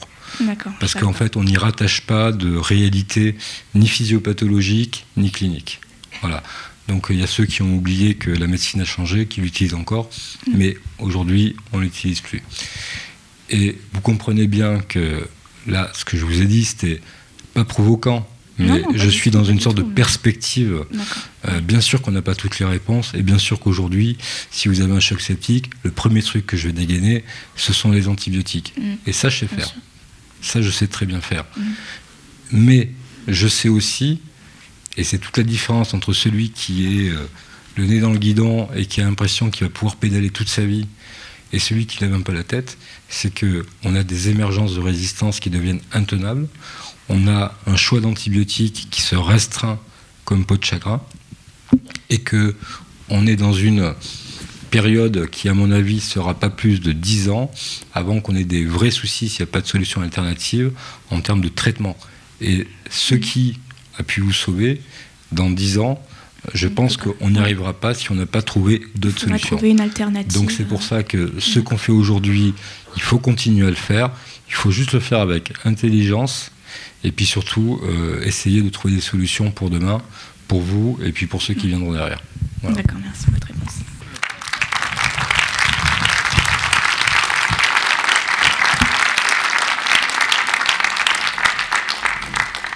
Merci d'avoir été actif dans le débat, parce qu'on voit bien que les questions étaient nombreuses et multiples. Merci Jérôme d'avoir répondu à chaque fois.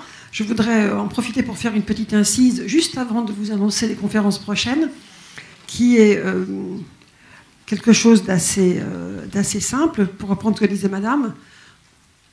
Quand j'étais enfant, les médecins donnaient des antibiotiques et nous disaient de manger des yaourts. Ça allait de pair. Et ils donnaient des levures, mais il y avait une sorte de conscience qu'il se passait quelque chose dans le ventre.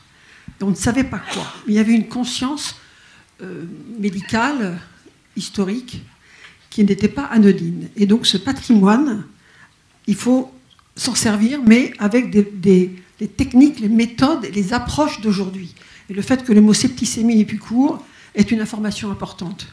Ça globalisait tellement qu'il n'y avait pas de clés.